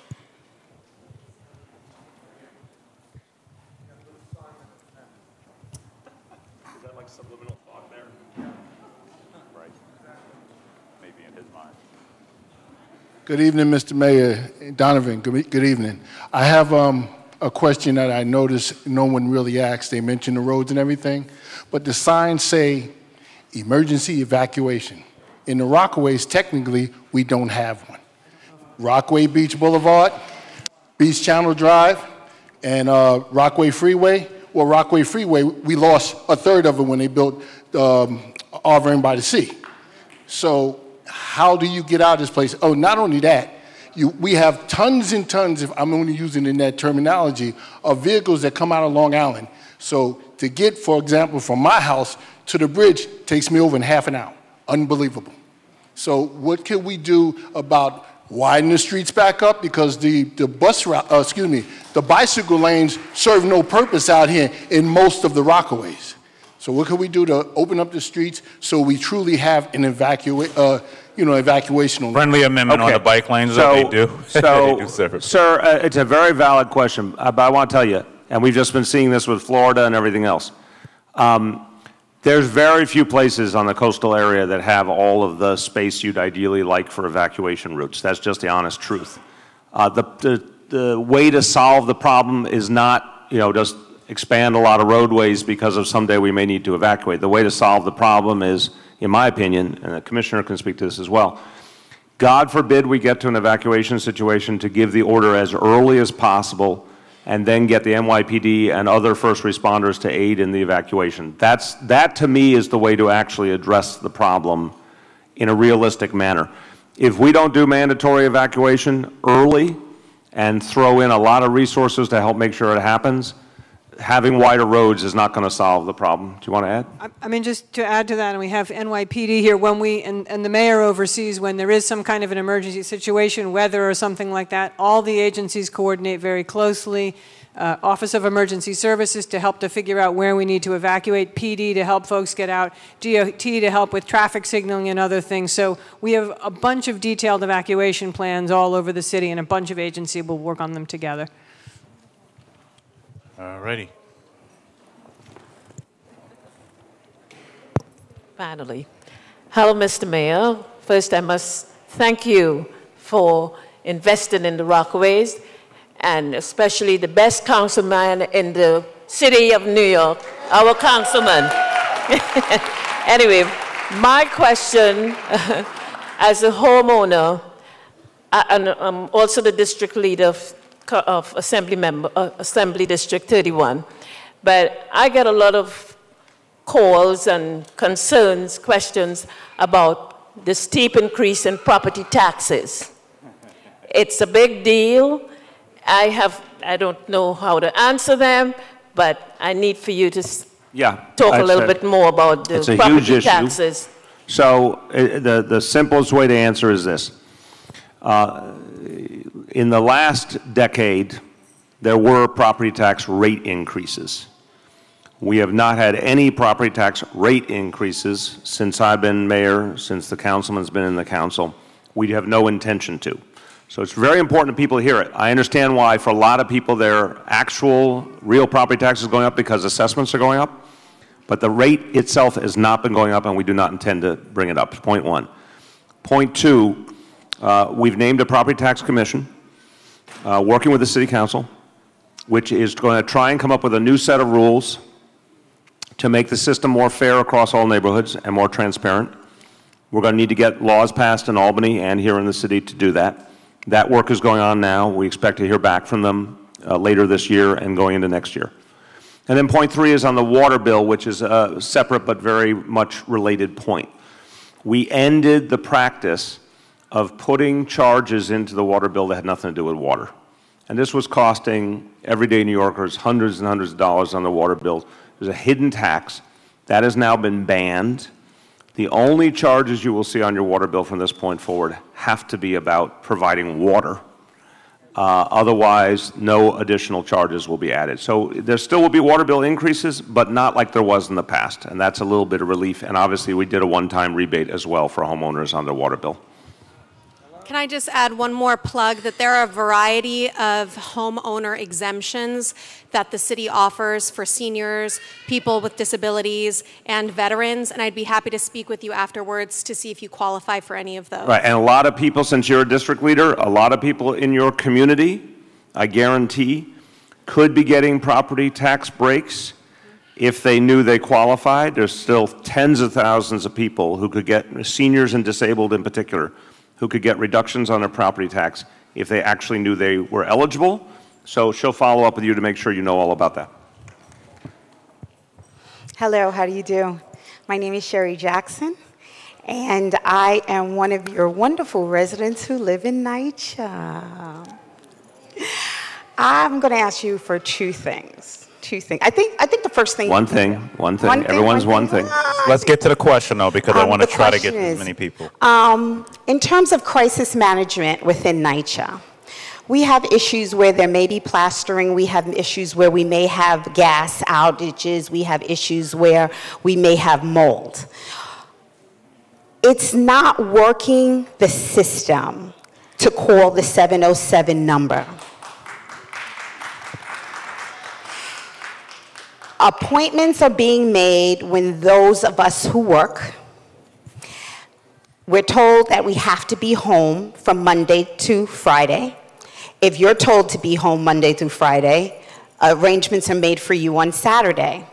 So I'm asking you if you can deal with your on-site people and if they would be willing to work with the residents who are living at the complex as opposed to making decisions at 250 Broadway and it trickling down and it hurting us. I really appreciate this question because this is something we are trying to fix right now. Now, it's one per person. Sorry. We are trying to fix this right now because you're absolutely right that people's lives do not always allow them to be present. We're trying to, and Vito will speak to this, get the repair schedules to be more flexible. But also, if it's something involving health or safety, which would be mold in many cases, for example, and obviously lead.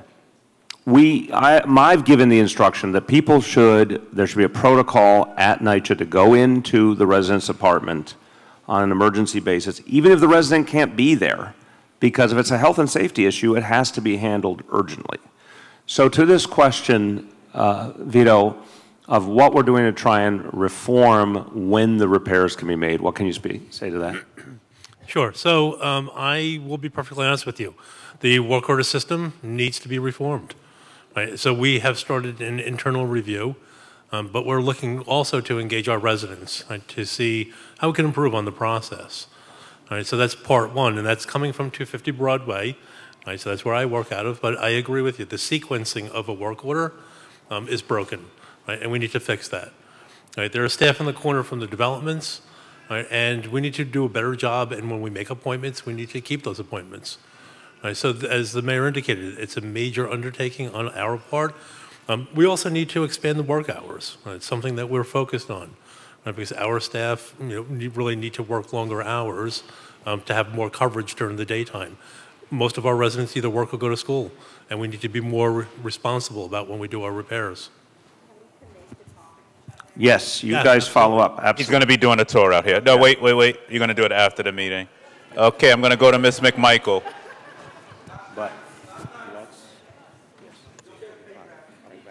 Okay, and I'm going to give the Donovan 15-minute warning now. Let's see how many we can get in the next 15 minutes.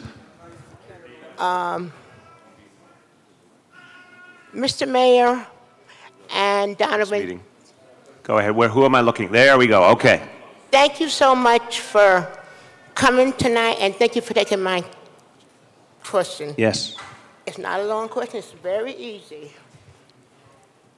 Councilman Richards have worked towards, this is a NYCHA situation, and he have been working with I'm speaking for the Red Fern houses. They're doing some construction work there. Now, there's lights on Hassock Street, and there's lights on Red Fern. So what do you need? Lights inside and lights where the scaffolds are. All right, I'm going to stop you because we met with them yesterday on this. I'll allow Vito to just speak a little bit on what they're going to do on this. Thank you. Okay. Sure, so you're talking about the lighting under the awnings? Temporary lighting. And the temporary lighting. So we met... On outside. Right. So we met at the council member's office yesterday. So my commitment was that we would have folks go out there from our safety and security office to do an assessment. And whatever additional lighting we need, whether it's temporary or more permanent, you have our commitment that we'll see through. Okay, thank you. Put it in. Okay, I'm going to go here. If you all right, I'm going to ask. You're going to put the lighting in. Please, very concise question. I want to try to get to as many people as we can. Questions. My name is Marilyn Beckford, longtime resident of the Rockaways. My question is to you, Mr. Mayor, and thank you, Donovan. How can we rise above the bureaucracy and really get things done in a timely fashion? Be it the Build It Back, the infrastructure, the roads, the parity, whatever the situation is. I see you have a whole crew here today to address questions and to address issues.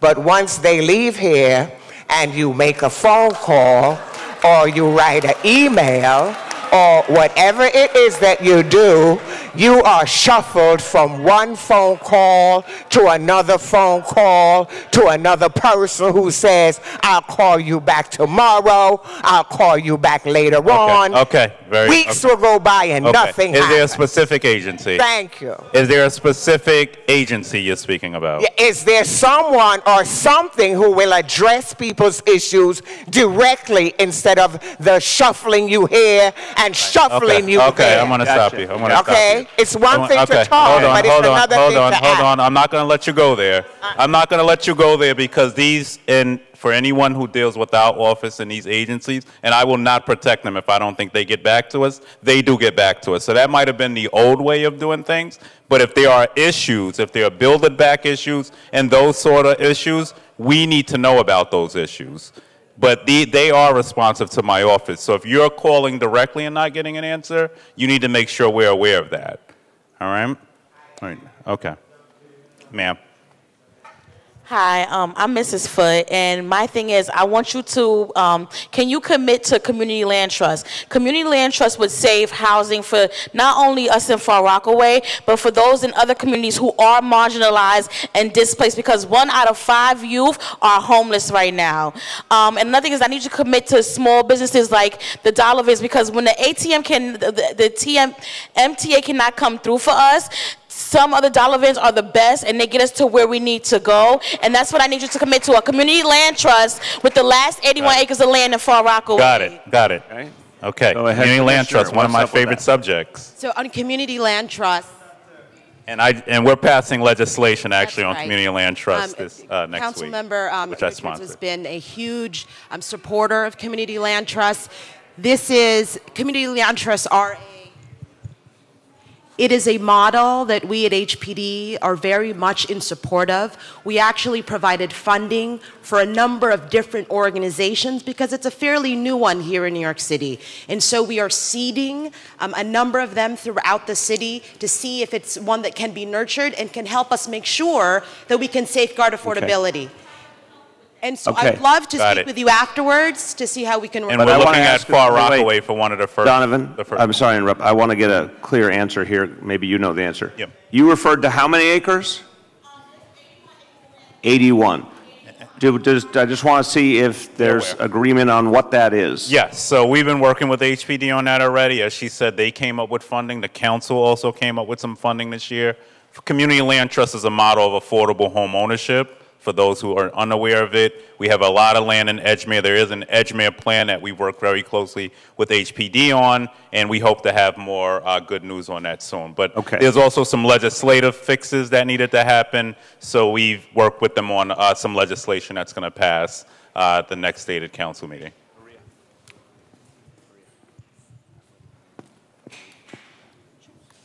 I just wanted to say that I thank you for giving us the crosswalk officer to help us cross the street. But however, I would just like to say that while we're crossing the street, we see a lot of cars just passing through the crosswalk, even though the officer is blowing the whistle. I just want to address that. What can you do to fix that? Excellent question. What's your name? Tyler. Wait. Everyone, let's listen to him. What's your name? Tyler. Tyler, how old are you? 10. 10. I'm impressed, Tyler. You are very well spoken. Didn't he handle that beautifully? Good job, Tyler. Okay, it's time for the NYPD to get into action. So this is a very important point. Yes, we did put in the crossing guard, and crossing guard helps a lot. But if motorists are not respecting the crossing guard, then the NYPD needs to step in. So what can we do at this location? How you doing? Yes, good evening. I'm Captain Hall. I'm the commanding officer of the 100th Precinct. And yes, Tyler, we did speak about this issue over at Beach 73rd Street and Rockaway Beach Boulevard. Thank you again, Mr. Mayor. That request was made, and then 3 weeks later, we did put a school crossing guard over at that intersection. But yes, you do still have a valid gripe over there as far as motorists disregarding that crossing guard and still passing through the intersection unsafely, making it difficult for you and other students that traverse that intersection. So what are we going to do about it? So what we do is, through the neighborhood coordination program, we have our NCOs over there doing directed patrols just to make it safe for you and everyone else who traverse there. Obviously, there's still an issue, and I will definitely talk to you and your father, Mr. Williams, to see if we could do a better job. Let me see if we can take that up a notch. I really appreciate the answer, Chief, and is it Inspector or Captain? Captain. Captain. So it's just he's on his way. He's on his way. Just a matter of time. Can we do some dedicated presence on an ongoing basis? Because if we know there's a problem there, I think sometimes a show of force for a period of time is the thing that changes behavior. So will you two commit to me that you will work with the family to make sure there's some regular presence for a period of time? Absolutely, we'll do. Okay, good. Excellent. Good job. Thank you. Okay. Question on subjects we have not heard. Okay, I'm going to go here because they've been very concise. Concise questions. We've got a few minutes. I was going to introduce myself. All right. Hi, my name is Aaliyah. I'm a youth staff member at Queens Law Associates. So with Rockaway being one of the most isolated areas of the city, far from Manhattan on public transportation, and just as far as from the mainland Queens, young people who find their way onto the streets have no resource. They're forced to travel an hour or more to get to the nearest DYCD drop-in center for food, shelter, shower, and etc. Can you commit to placing a drop-in center in Far Rockaway? Very good question. Hang on one second. I just need to check a fact here. We don't. There's a privately funded drop-in center for Rockaway. So is it publicly available? It's available to everyone. Yeah, it's privately funded. So talk about it. Okay, so in Far Rockaway, there is a privately funded drop-in center that Sheltering Arms is running. So the drop-in centers are designed to serve the entire borough. So the one in Queens is in downtown Jamaica, and it's accessible to multiple trains. So I understand that, but there is Sheltering Arms, which funds the one in Jamaica, also operates the one in Far Rockaway. So let's just make sure we're also we don't have a drop-in center. Yeah, that's why I want. This is why we have town hall meetings to get on the same page. So it's not the same thing. Not the same. Explain. We don't have a drop-in center in Far Rockaway. So what is this thing? The Sheltering Arms. Sheltering Arms is here, but they have one in Jamaica. But I believe they need. What do they have here? They have a program here, and they do fascinating work here, great work. But they don't have a drop-in center. So a lot of young people who may need a shower, who are couch surfing, they don't have those resources here. Okay. Yeah. We've deliberated. We will create a drop-in center here in the Rockaways. So. All right, we got a drop-in center. Nice. All righty, very fast. Question. This is I'm sorry to interrupt, 5-minute warning, so we're going to take this 5-minute warning. and we'll take 3 more after this, okay? Creative Far Rockaway Cultural Performance Arts. As there is a YMCA here for the selected few and those who know someone, can there be a cultural performance center that is here addressing this question from the young person, as well as it addresses and enriches the entire community? Okay, so that's a bigger price tag. It's a very valid question, but it's a bigger price tag.